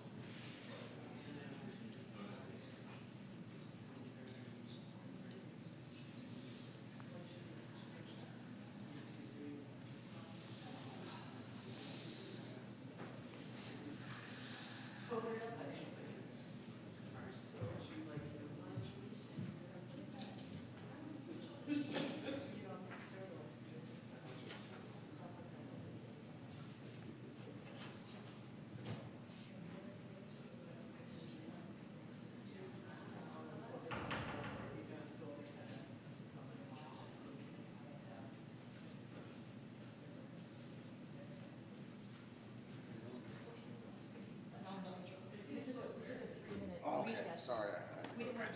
It's okay. We need you for the vote. But Charlie, are you around? They went fast. Okay. He must have. I missed him. He must have been back. There's only one hallway, to my knowledge. Okay, where's the next one? Just allow me to get past the POS here. POS. City hasn't put up a peephole in that door, so you could look in from the. Oh, see if there's anyone behind it. Yeah. I mean, I guess you could probably just patch into the cameras and get a view of the inside here. Well, you might be able to read the screen or something. Something confidential going there. Mm.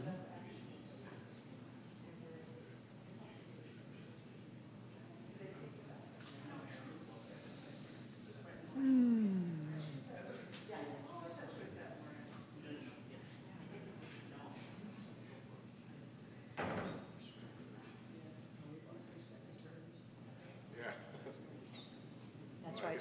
She's like, it's her time to go too. That's why we record it. I didn't mean to start a chain reaction. Sorry. I knew I couldn't make it till the end of the meeting. Right.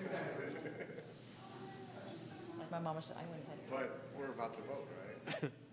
Yes. So that was, so you don't have to break.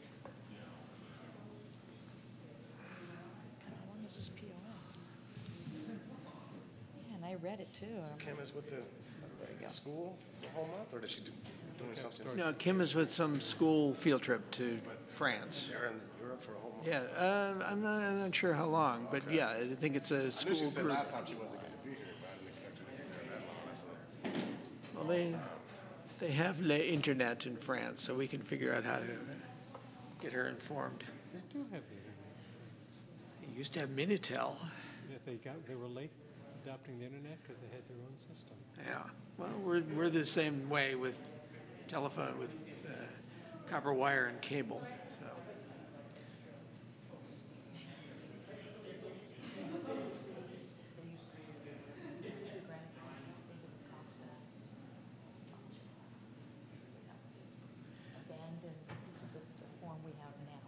Well, so the city's one is nicely integrated between the text documents and the video. I mean, you know, they jump to the video point based on a link in the text. And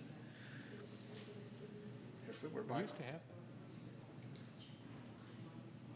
Agenda Online sucks, but I'll be off the board soon. We can go. We can't afford it at this point, not to budget cuts, but Agenda Online is what a lot of districts use. I know they do, but Our it's. district does Agenda Online. Yeah. I've done it, I've used it, If stabbed we it. went to my districts, wouldn't the two of you and Kim all be in the same hypothetical? Probably, yeah. Kim and I certainly would be. And You're posing, it would have to, yeah. Right. Well, I was and- looking at, I just said, and- that's just one example, that three of our five would be coming out of one it city. actually would have been also both of the previous two board members, Ron and Which one? Michael or Jonathan? Jonathan. And I don't know, where's Alan Maris live? Blocked from me. Yeah, so it's hugely skewed who runs towards the, Pat and Charlie, Pat and Charlie would have been in the same one. yeah, there's two major clusters, and it This doesn't- example shows somebody by the village. I don't think you're necessarily going to get.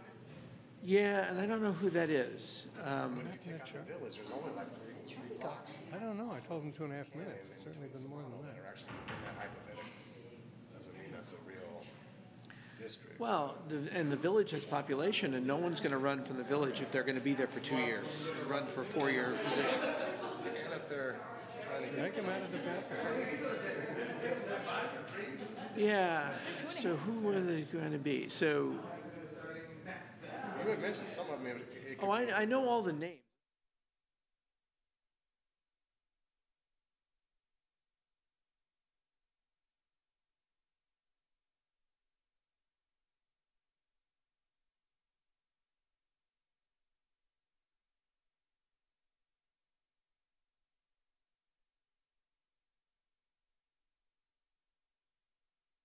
Control Accountability Plan. Charlie?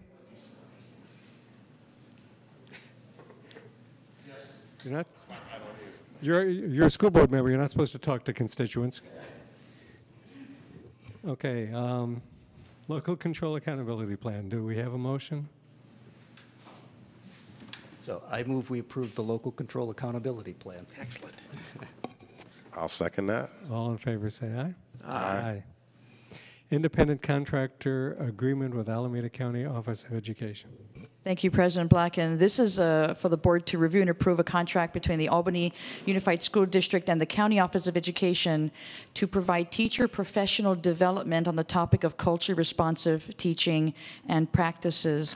And I just want to make a very gentle comment that in light of the conversation that happened earlier today on the recommendations, the culturally responsive teaching practices was an ACT recommendation. In fact, it was the second recommendation.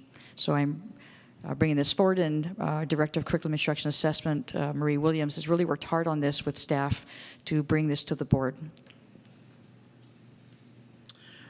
So just to tell you very quickly what this is, during the summer annually, we provide professional learning opportunities for teachers right before they come back from the break. And this year when we surveyed teachers and asked them what they would like to learn about, one of the topics that was identified by many teachers was around culturally responsive teaching and practices.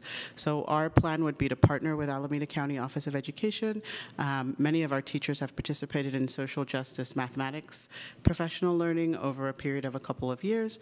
And so staff from Alameda County Office of Ed will come and provide that 4-day professional development series to our teachers. We're really very excited. Our principals and teachers on special assignment are really excited to bring this to you also. So I would just ask for your consideration and approval this evening. Thanks. I understand there's a book that's associated with this. There is a book. It's associated with something slightly different. Would you like me to tell you what it's called? It's called Culturally Responsive Teaching in the Brain, and it's written by Zaretta Hammond. And several of us have read the book and are looking into participating in some professional learning with the author of that book. She is located in Berkeley, and so we're very much looking forward to learning alongside the author, and the book's great. If anybody wants to read it, I finished mine. Okay, I actually heard about this book and had the idea that everyone, student board members included, should have this as their summer reading, and in the fall we can have a board retreat around culturally responsive teaching. And what do you guys think? I actually I made that recommendation, and I too have read the book. I'm almost through with it. One of the things I want this board to know, I know we're running late, but this is, I think, an important point to make. Again, when you talk about culture responsive teaching, it's teaching and practices. And I firmly believe, from the classroom to the boardroom, if we're going to make decisions that help our district become a much more equitable district and we make sound decisions, if we're going to have the practices, it would be a good idea if all of us read the book and had a conversation around culture-responsive practices. And Jacob, I know you're a classroom teacher, and I've had a couple years of training of it, so and you've had the training. I can share some of that as well. Yeah. So I think that would be great, and we would be happy to get the book for everybody. And if the board wants to do a retreat on this, and I think to have our student board members read the book, it would be great. And I'm finding the book fascinating. I actually could not put it down and read about half of it in one sitting. Excellent. So do we have a motion on this? Just one real minor thing. Under the financial information, it says not to exceed $4,000, but then in the contract, it says it's a 4-day at $800. So that's $3,200. So I'm just wondering if that was a mistake, or are we giving ourselves a little leeway if we want an additional day? Or No, I think maybe just rounding up. But yes, the cost is $800. The contract's right. Yes. The contract's right. Okay. I just wasn't sure. I wasn't sure if it was giving us leeway if we didn't finish the first 4 days. No. Maybe. No. Okay. Thank you. So I make a motion to. Oh, sorry. Did anybody else? Go ahead. Go for it. I make a motion to pass. Approve the contract. To approve this. All right. Yeah, second. All in favor, say aye. Aye. Aye. I would like to actually request that the superintendent please notify ACT of this action. It would be my pleasure. And no one is here to hear that we just approved this contract. Somebody was in the hall. Okay, Department of Rehabilitation signature authorization. As I understand it, this is not an actual signature authorization form. This is just that we need to confirm that the superintendent has the board's authorization to sign things. That is correct. What we need to do is provide the minutes of a board meeting that says the board gives me the authorization. Previously, it was the chief business official, and so if you give me the authorization, we'll make sure that gets done. And just so the board understands that when we do have a new CBO, I think we'll bring something back with a little bit more sort of specific wording. Well, there will be an actual form with the CBO signature on it that we will need to Right, that is correct. approve. But this allows me to have the authorization. So right now, we just need to have the minutes that says the board approves it. So then the motion would have to say that the board approves giving the superintendent signature authorization for the Department of Rehabilitation. Is there someone willing to make that motion? So moved. Second. All in favor, say aye. Aye. Okay, good. Amendment to the agreement for design build services for AMS Annex. Thank you, President Black. And as you know, that I've been much more involved in the projects at Albany Middle School and Albany High School. And I do have Juan Barroso here to answer any questions the board may have. And this has to do with the change orders for services for the Albany Middle School. And I just want to say that Juan is a very, very patient man. We sometimes talk on a daily basis, sometimes multiple times during the day. And he has spent a lot of time explaining to me how schools are built. And I'm learning a lot, and I'm learning a lot of terminology. So I just kind of want to publicly thank you, Juan, for your patience and the work that you've been doing with me. So if the board has any questions, Juan is here to answer them.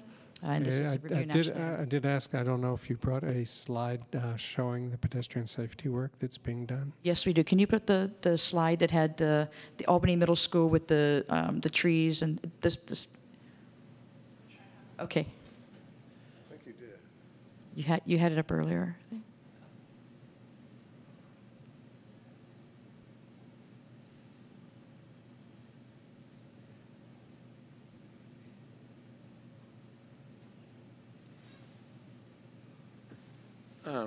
Just as a point of order, there's an item that's in the board packet that's not in the index that we just skipped past. Oh, really? Yeah, there was an agreement that with Diane Marie's name on it. She just left. No, it's actually has Diane Marie's name on it, but it's my item. It's okay, but that wasn't one of the ones covered. It's on 482, and that's not in the index here. That's actually that is an attachment to the reflected. Signature. It's so the board knew that we had actually done it before. Okay. Were you able to find? I'm sorry, I'm not sure which one you're looking for. It's a schematic that was sent. Let me see if I can do this. Hang on. Is there a way that I can capture? Yeah.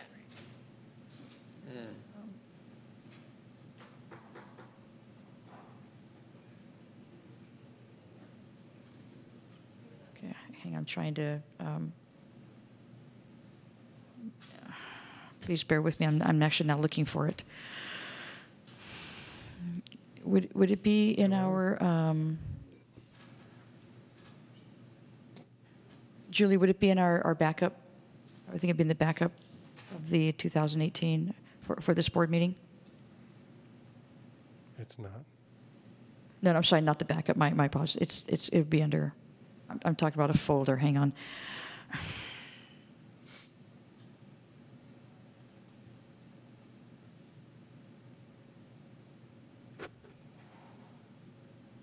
Okay, well, it's not critical. No, it's not, but I did have it in here. Okay, well, it's late. Maybe if you ask your question while I'm trying to look for it, we can find it. Okay, do we have any questions on this amendment? Poor Juan has been sitting here all this time. Ask him a question. How you doing?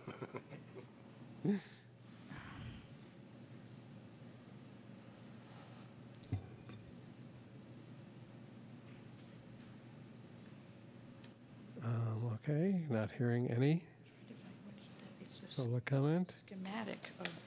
Do we have a motion?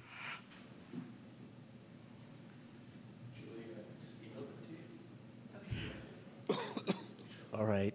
So I move that we approve the amendment to the agreement for design build services between AUSD and Rodan Builders. Okay. If you find that diagram, you can put it in the Friday. I can put in the Friday update. If I can explain what it is, it's basically a schematic that shows what the adjustments would be. So, for example, the crosswalks are going to be much wider, so that when students cross over, there's a flashing stop sign at two parts of the intersection. There's a section where we need to remove a tree because it's not growing as well as it should be, I'll say. It's either diseased or dying, and so we have to remove that tree. And there's some sidewalk mitigation that we have to do for ADA ramps, those kinds of things. And I really apologize because I had it and now I can't find it. It's okay. I can put it up if you give me just a minute. I have it from Juan now. Okay. I mean, I think it's worth a little bit of time so you can see some of the changes that are made that we really were working on to make sure that students were safer. And I know that Juan worked with Jeff Bond, with the city, to make sure that these plans were acceptable. So while she's looking for it, I'm going to move that we extend the meeting till 10 p.m. We have a 9:35 ending time on our agenda. Thanks for remembering, Charlie. That's very optimistic. Well, we just have the budget to Right. Hardly anything. I'll agree to 10, and we'll see what happens.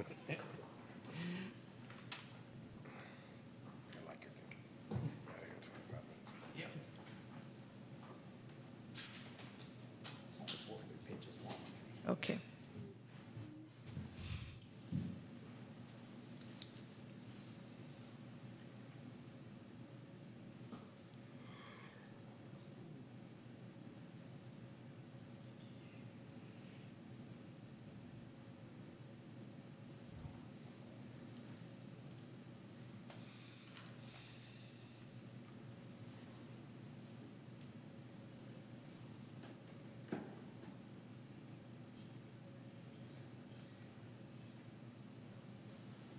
There it is. Thank you.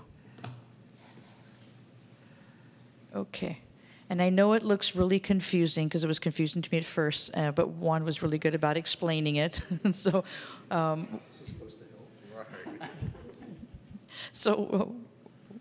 Clear it up.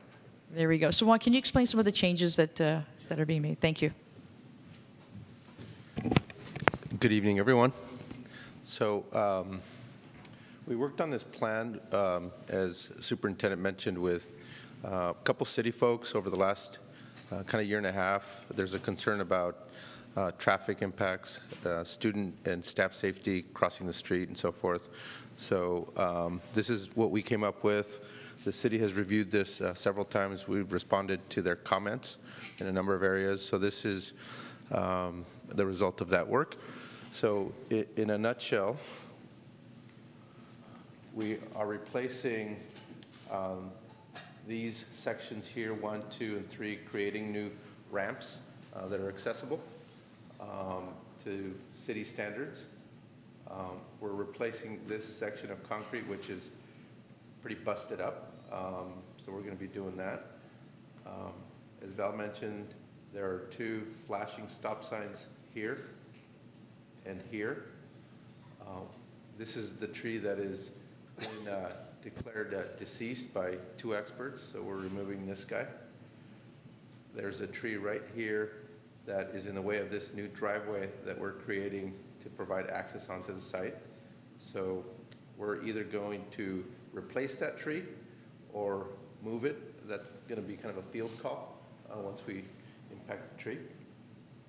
We're also replacing a landscape strip along this street here with a decomposed granite per the city's requirements.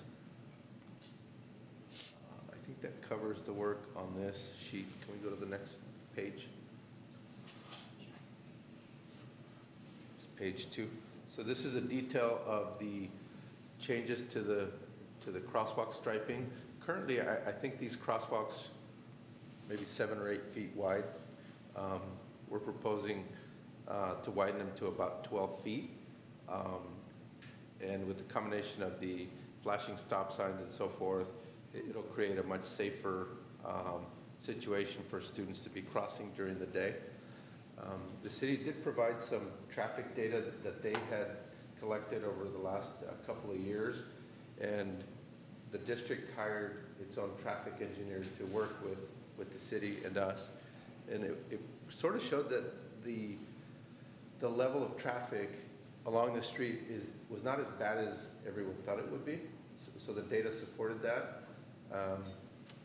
At one point, initially in the conversations, we were talking about the need to possibly put in a traffic signal. That would have been very, very expensive. And the data supported that this would be sufficient to create a safe situation for students crossing. This whole thing was also reviewed by the Department of Education. So it's been blessed by the Department of Education as well. So I can take any questions. Thanks, Juan. Yeah. Jacob just reminded me that we had talked about suggestions that were given to us about putting a bridge between the two buildings. So, well, this isn't quite that, but I'm glad that we have some improvements to the intersection. We'll have Caltrans design the bridge. It'll be 10 years over time and $2 billion over budget.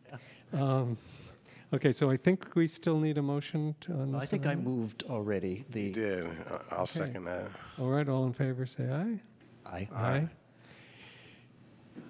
Thanks for coming on. Independent contractor agreement with M.R. Christensen Construction. Thank you, President Black. And this item is, I've asked Juan to stay for this item as well. This is the contract for the Albany Middle School, I'm sorry, excuse me, it's getting late, for the enrollment center contract so that we can build the bathroom to be up to ADA compliance. And again, I want to commend Juan. He gave me a certain budget, and I asked him to try to pare down as much as he could the items so that we could save some money. He's done a really good job working with me on that. And he actually got the bathroom down to a little bit less than $45,000. And this is to bring the bathroom up to ADA compliance, so it's required work that has to be done. Thanks. Any questions? Charlie? This is just the bathroom part, right? Yes. Because there's also the fence and the sidewalk. Yes, but we were able actually to, I believe, cut the fencing cost at least in half, and the cement work that had to be done, I believe that we have cut that budget as well. Okay.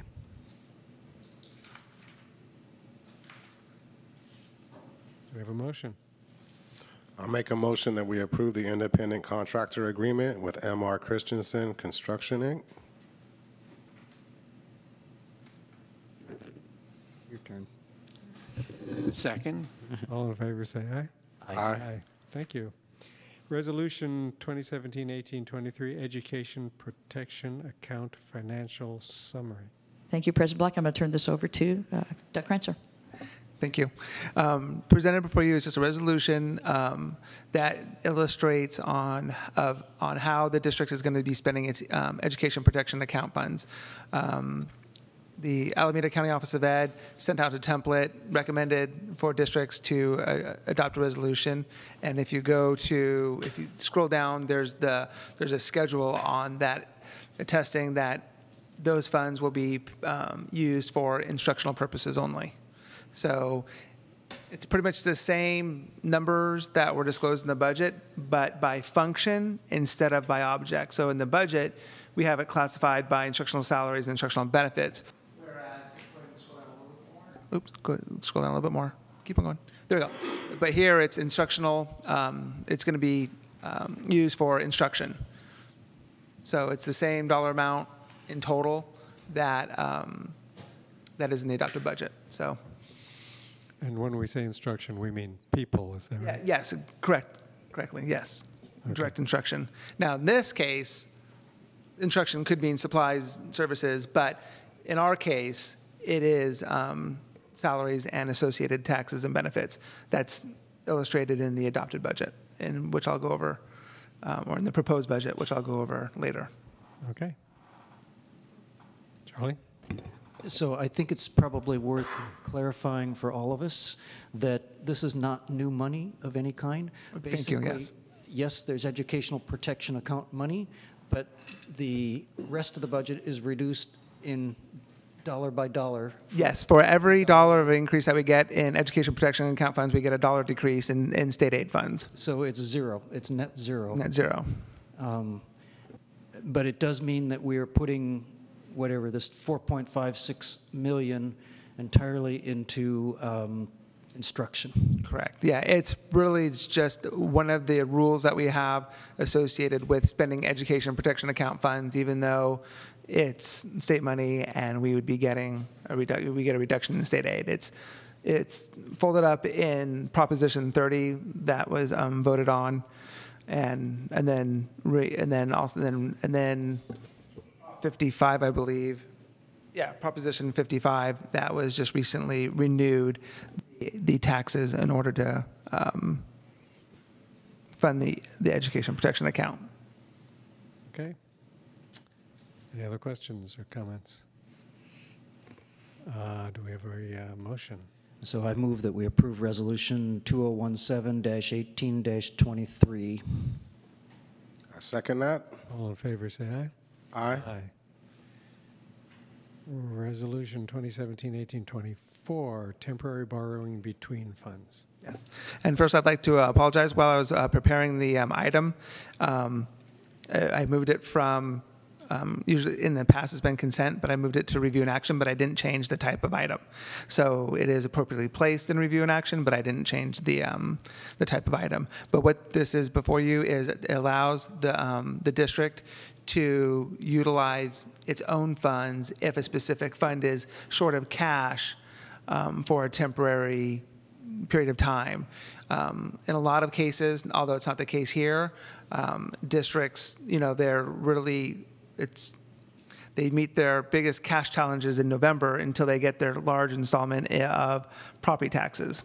Another reason why we would need this would be to help out the cafeteria fund until they get their revenues. So as you know, the cafeteria fund spends money and then it submits a reimbursement from the federal government and state government. So usually they need cash flow assistance in order to pay for their operational expenses until they get their revenues. So it just allows for that transfer to occur. Okay, so this basically means we can use restricted funds for some other purpose as long as we pay it back, and that avoids having to take out a loan. Exactly, yeah. So we'd be paying ourselves our own interest rather than taking a loan from an external financing source and paying that interest to the external party, correct? Terrific. Any other questions or comments? Does it actually involve interest? Yeah, actually, because when we move that money, then if we move let's say if we move $100,000 from the general fund to the food service fund, well, that's going to be $100,000 that the general fund will not be earning interest. So there's that interest expense, but correspondingly, the food service fund would have that would get that interest. So district-wide, there's no cost. It's just the allocation of interest revenue. Okay. Do we have a motion? I move we approve Resolution 2017-18-24 for temporary borrowing between funds. Second. All in favor, say aye. Aye. Okay, this brings us to the budget adoption. Now, I don't think we need to go through the whole budget since we discussed that the last time, but there have been some changes. So if we could just go over the changes from the ones from the budget that we looked at last time, I think that should be sufficient. Great, I can definitely do that.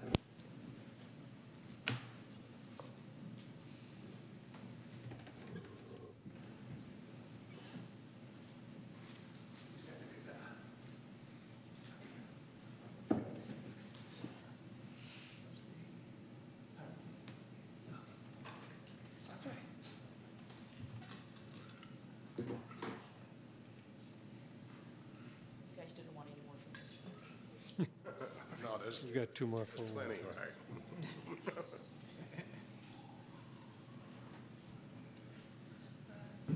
That's the special water we imported from Flint, Michigan. This is Flint, Michigan water? Yeah.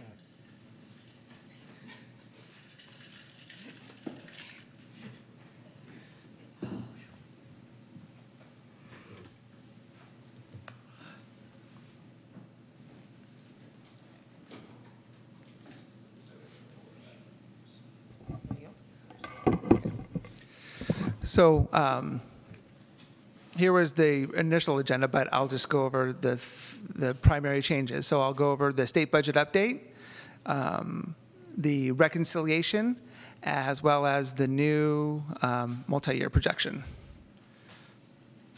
So first, for budget update, due to revising the state budget, the latest information from the legislature has been put in this budget as well. So not only did the expenditures or the budget expenditures change, I also updated based on the latest information that was approved by the legislature. So, and what that comprises of 3.67 billion relating to LCFF, which is 407 million above the governor's May revised proposal. This relates to a 3.7 COLA factor instead of 3% that was proposed at May revise. However, all the other programs are still at a COLA of 2.71. The other big change was districts are going to be getting about a statewide, what's been appropriated is $1 billion for one-time discretionary funding instead of $2 billion. This cut the funding from 344 to 168. And another change was 150 million in ongoing funding for CTE versus 200 million that was proposed in May revise. Those are the big changes as it relates to Albany. So we'll skip through here. Probably the only change here was we were able to, based on revised enrollment and utilizing inter-district transfers, our ADA is estimated to be 3524 instead of 3510. So we were able to capture 10 ADA, I'm sorry, 14 ADA from 3510 to 3524.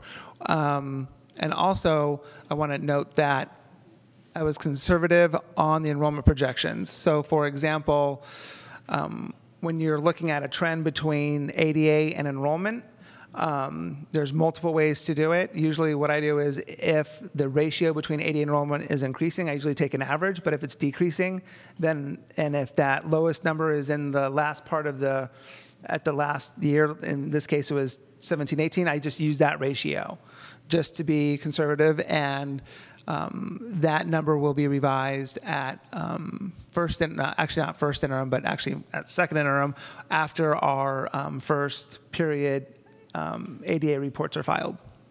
And then we'll get a better idea. No change for partial taxes, no change for lottery, and no change for mandated. And as noted, the change from going from 344 students to 168 cut us from going from 1.2 million to 595,000. And I'll be going over reconciliation later. No changes in revenue or expenditure, no significant changes. EPA, here's real quick, here's the EPA in a different manner. So here's where we have instructional salaries at 3.1 and instructional benefits at 1.4 to equal that resolution amount. Contributions. At the original proposed budget, we had a contribution to parcel tax. Since then, we moved salaries associated with those property that was charged to the parcel tax to the unrestricted general fund. So we removed that component of the contribution. So now the contribution is only restricted maintenance and special education, which totals 6.5 million. And now here's just a general fund summary of the 18-19 proposed budget. Now the deficit is looking at 1.2 million instead of 1.8, and I'll go over the reasons why shortly. And actually, I guess I'll go over right now. So here's the unrestricted deficit that was proposed at the projected at second interim. We have now $141,000 of revenue adjustments and $896,000 of expenditure adjustments in order to equal this $1,272,000. In the budget packet, I had the original and revised, but here for direct purposes, here's a reconciliation between that 1.8 million and the 1.2. So we were able to add $210,000 to the local control funding formula based on, the going from 3 to 3.7 and revised enrollment projections. However, let me back up. This is actually only due to the 3.7 because the enrollment projections didn't have any impact because we're funded on prior year average daily attendance. one-time mandate funds, we lost $623,000. And transfer from the special reserve fund, $524,000. For a net increase of $111,000 versus what was presented in the first proposed budget. In terms of reductions, we were able to remove $20,000 associated with PERS. Instructional supplies cut by $75,000. Safety supplies $60,000. Professional development $50,000. Legal costs $30,000. So really, with the legal costs, we wanted to budget a little bit more than what we were spending this year, but based on looking at that again, we were able to go back to what we had in 17-18 budgeted. And also removing the transfer to the deferred maintenance fund of $250,000. And by removing that transfer, then we wouldn't have expenses in Fund 14 because we're going to utilize other portions of the budget as that need comes up. So the total budget adjustments to the positive were $475,000 in terms of the savings, and that's how we get to the $1,272,000. This is the big picture in terms of what changed from original to what is presented for approval tonight. All right, but some of those, so transfer from Fund 17 is we're eating some of our reserve from some other category. And then correct, yes. Remove transfer to deferred maintenance means we're not putting some money into a fund where we normally would have. So is that not similarly, we're spending down some reserves? Well, this one, yes, because we're utilizing Fund 17. However, Fund 14, that's actually a budget reduction because we're not going to, we're not appropriating funds for repairs, for deferred repairs in Fund 14. So we're going to have to use other restricted resources and monitor those even more closely. So this is a true reduction. This is using, really, this is more of a financing source, a transfer in from another fund. But this is, but that is a budget reduction because in order to, if we're not going to have the funding in Fund 14, then we can't have those expenses. And we can't have those expenses out of the unrestricted because then all that would be doing would be removing a transfer, but then increasing repair budgets by $250,000 in the unrestricted portion of the general fund. So it is a true budget reduction appropriation. But only because we're not going to spend some money on maintenance that. Correct. That we would if we had the money. We're not going to put money aside from. Yes. No, that's exactly right. Yeah. So we're not going to spend money on maintenance if we didn't have the money. Mm-hmm. The same thing with safety supplies. Right now, we're being that's being provided by I think the Parent Teacher Association. PTAs. Yeah, PTAs. Using money for so we're going to rely on that. So we're not going to purchase safety supplies because we're going to continue to rely on the PTA. But same thing. If we put that in the budget, then we would be spending it. Charlie? So I asked you a question about restricted maintenance, which I think has some bearing on the deferred maintenance fund. The question I asked, which you answered, was given that in 2018-19, the state only requires us to put 2% of our expenditures into restricted maintenance, we are actually putting 2.9% in, which is the $1.385 million. 2 years from now, the state will be requiring 3%. Correct. So my question had been, why are we jumping the gun on that one? Why not just put in 2%? And I think your answer to that question actually shed some light on this one. You apparently feel, based on past practice and what is expected in the way of repairs and maintenance, that we need the $1.385 million for maintenance in the coming year. Exactly. Yeah. So that's basically where we're covering. This $250,000 is a real cut because we're not putting that much money into maintenance. And basically, your answer to me when I suggested, well, why don't we also squeeze the restricted maintenance account a little bit, I think your answer basically was, we can see that we need that money. Yes, pretty much I rolled over, I mean, position control rolled over, and as well as the expected repairs, and rolled that over, and especially based on the fact that we won't have that, more than likely we'll have a need for the restricted maintenance account in the general fund, but in the restricted portion of the general fund. And then if we do get Proposition 51 funding, we actually have to go to 3% immediately upon receiving those funds, although unlikely that we're going to be getting it in 1919. If we did, then we'd have to do a mass scramble to find that percent. So we would actually have to do that contribution. But as it is, we only have to find an additional 0.1%. Yeah, like about 50,000. Yeah. Mm-hmm. Okay, so with all these adjustments, what's the total amount of budget adjustment we need to make in order to balance the budget at this point? Well, okay, then let me go there. So right now, we're still assuming that we're going to need $2.5 million. But by assuming the $2.5 million, we're slated to have our fund balance reserve percentage at 7.32. At the original proposed budget, it was at 3%.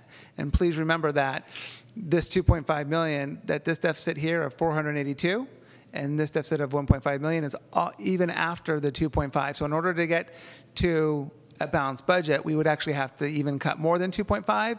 But by cutting 2.5 based on the assumptions provided in the budget, that would actually carry us through 21-22 until a new slew of reductions would have to occur. Right, and that, now, it could be the 2.5. Oh, that's what I was going to say.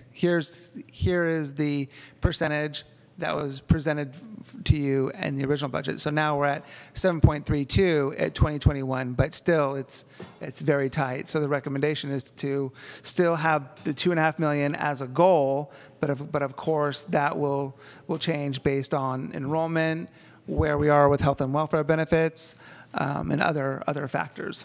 okay, so the way it looks right now, to actually have a balanced budget would be 2.5 plus what? Another 5. If you wanted to be 5. balanced in 1920, then it would be about a $3 million cut. Okay, and if we wanted to be balanced in 2021, it would be a $1.5 million cut? You'd have to add $1 million, so it'd be 4. Mm-hmm. Okay, so long term, we're looking at $4 million in budget adjustments. Possibly, but I think right now, 2.5 is the target right now, and then it'll be reassessed once. Well, I'm thinking in terms of passing a parcel tax. Oh, I see. Okay. We want to know how big it would have to be if we wanted actual stability. So it would be a combination of cuts and parcel tax, but I guess we're looking at maybe $4 million in combination of cuts and parcel tax for long-term stability. Is that what it looks like? Well, but long-term stability only happens if there are, say, increases in revenues from the state to match increases in revenue of yeah, of course, we don't know what's going to happen. And personnel and things like that. Okay. Oh, there's that message. We either need to extend the meeting or finish. What's your pleasure? I said extend the meeting for another 15 or to 10:20. Okay. Any other comments or questions on the budget? I just have one other item. We spoke with the county office, and at the next meeting, so it sounds like Friday, they would need a resolution from the board saying that the goal is to cut $2.5 million, and it's a standard resolution that they provide to all the districts, which we will prepare. Did you say by Friday? Hmm?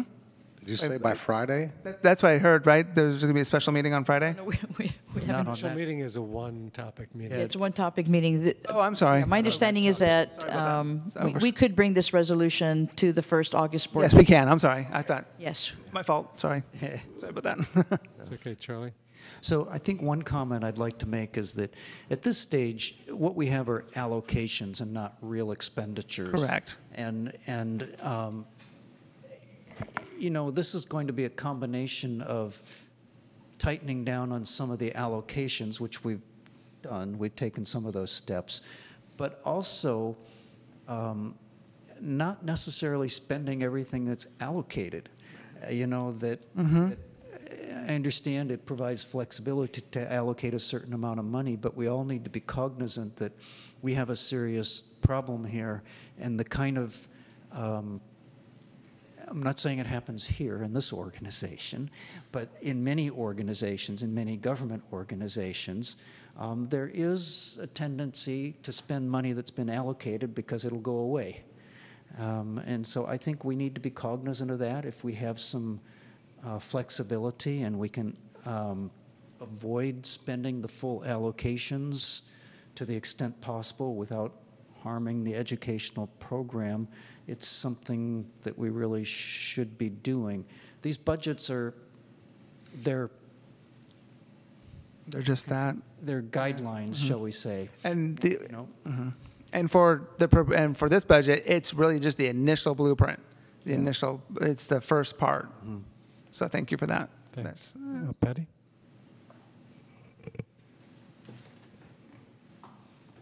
Hi, I just have a couple questions, just clarification here. So you're saying that the cuts could be up to $4 million? If you want, in order to have a balanced budget, meaning no surplus, no deficit spending, you'd have to cut, $4.5 million by 2021. And then that would be maintaining a reserve of 7.32%. Is that correct? If you cut $4 million, then actually your reserve would go up. Okay. Is it because on here on this? I guess the revised proposed budget, the reserve starts in 2018-19 at 11.71%, then goes to 10.95, and then 7.32%. Yes. Is that correct? Correct. And then if we cut less, for example, we could still not have to make it, in order to maintain a 3% reserve, we would be able to, we wouldn't have to make cuts as through drastic. 2021. However, even though it's not shown here, internally I do like a 5-year projection, and by 21-22 we would be right at 3% with the 2.5. So one additional year we'd be at 3. With 2.5. That's correct. Right, and another year after that, we'd be below 3. Correct. Yeah. I actually think we'd be like negative something because we would have exhausted all the reserves. So then the 2.5 million, that is a target? Yes, right now. Yeah, it's a target. Okay. To see where we're at, and like for example, right now we got the final health and welfare rates in, so it looks like we'll be able to take that budget down a little bit. Because I was budgeted on preliminary and it looked like it went down. Okay. Slightly. Okay. But that's a great question. Thank you. All right. Thank you. Thanks. I'd like to just address Charlie's comment. I agree with you. We don't have to spend everything that we've allocated. And for example, one example of that would be the contract we have with Alameda County for the culture responsive teaching. To be able to do that in partnership with the county saves us money than having to hire someone necessarily from the outside. That doesn't mean that we wouldn't do it, but that we're looking at those things. I've put a freeze on traveling conferences so that if there's any kind of travel that has to happen, I'm saying try to keep it to the county, try to keep it local, so we're not sending people away. So it's those kinds of things that we're trying to cut back on, but also being very mindful that we don't severely impact the instructional program as well. And real quick, here's just a snapshot of the revised fund balance disclosures on what's comprised of those assignments, restrictions, non-spendable reserves. So you'll see here we have a set aside for the 19-20 deficit, 2021 deficit, and 21-22 deficit. Thanks. And then for a special reserve fund, career technical education equipment. Okay. Patty, did you have something else? Just to kind of add on to other ways that money can be saved. For AUSD, our general administrative costs are about 7.4% of the budget. and the statewide average is 6%. So I think that that might be a goal also for some cuts to get our percentage of the general administrative costs more in line with the state, which would be about $650,000 saved there. So, thank you. Thanks. Charlie? Actually, I wanted to follow up on that because I'm not sure where this 7.4% comes from, what year it applies to. This is for 2018-19. So it's... Betty, you need to talk into the mic.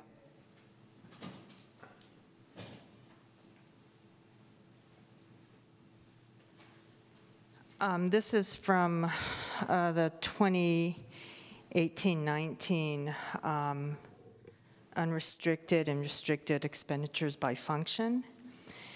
And for general administration, it's $3,402,866. And then I just divided that by the total, which is,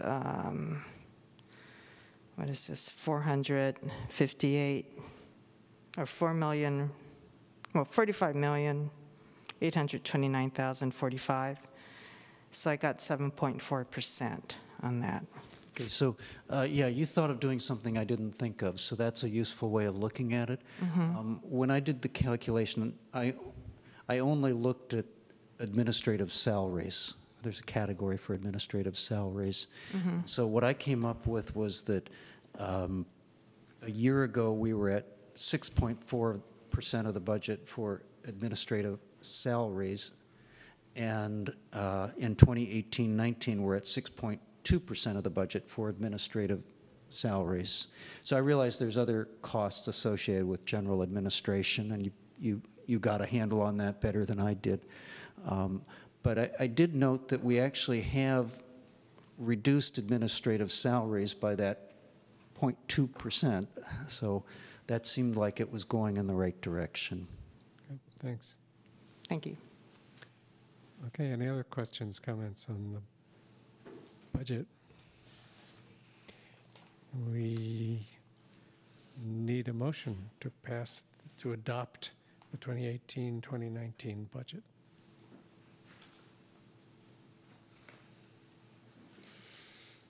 I will move that we adopt the 2018-19 budget. Do we have a second? I'll second. All in favor, say aye. Aye. Aye. Thank you. Thank you. Thanks, Doug. Okay, so matters introduced by the board. I actually have one in addition to the resolution for election methods being brought back to special board meeting.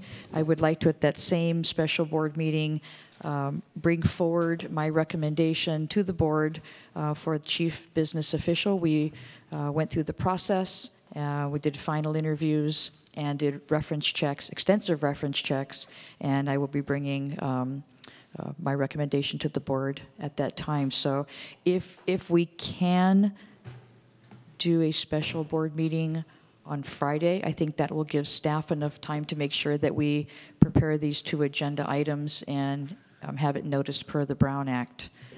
The question is, what would be a good time? Because I know that, Jacob, you're leaving. So if we did a special board meeting somewhere between 12 and 2 o'clock, I can't imagine it would take more than about an hour at the max, I would think. We would have to have a, well, I guess my question would be, would the board like a closed session for the CBO or just have it in open session? And I think an open session would be fine. Open session's fine. So that would probably take just about 5 minutes, and then however much time the board feels you'd need for the action item for the resolution. I'd appreciate sooner the better for me, but that's just. Just try to make it noon. Can we make? I think we can successfully do it at noon if we can make sure that we work on the resolution.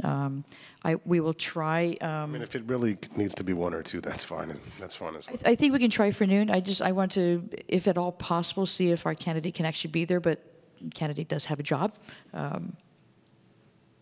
But I think noon would successfully give us enough time to get something together and make sure it's a quality, efficient board meeting. Okay.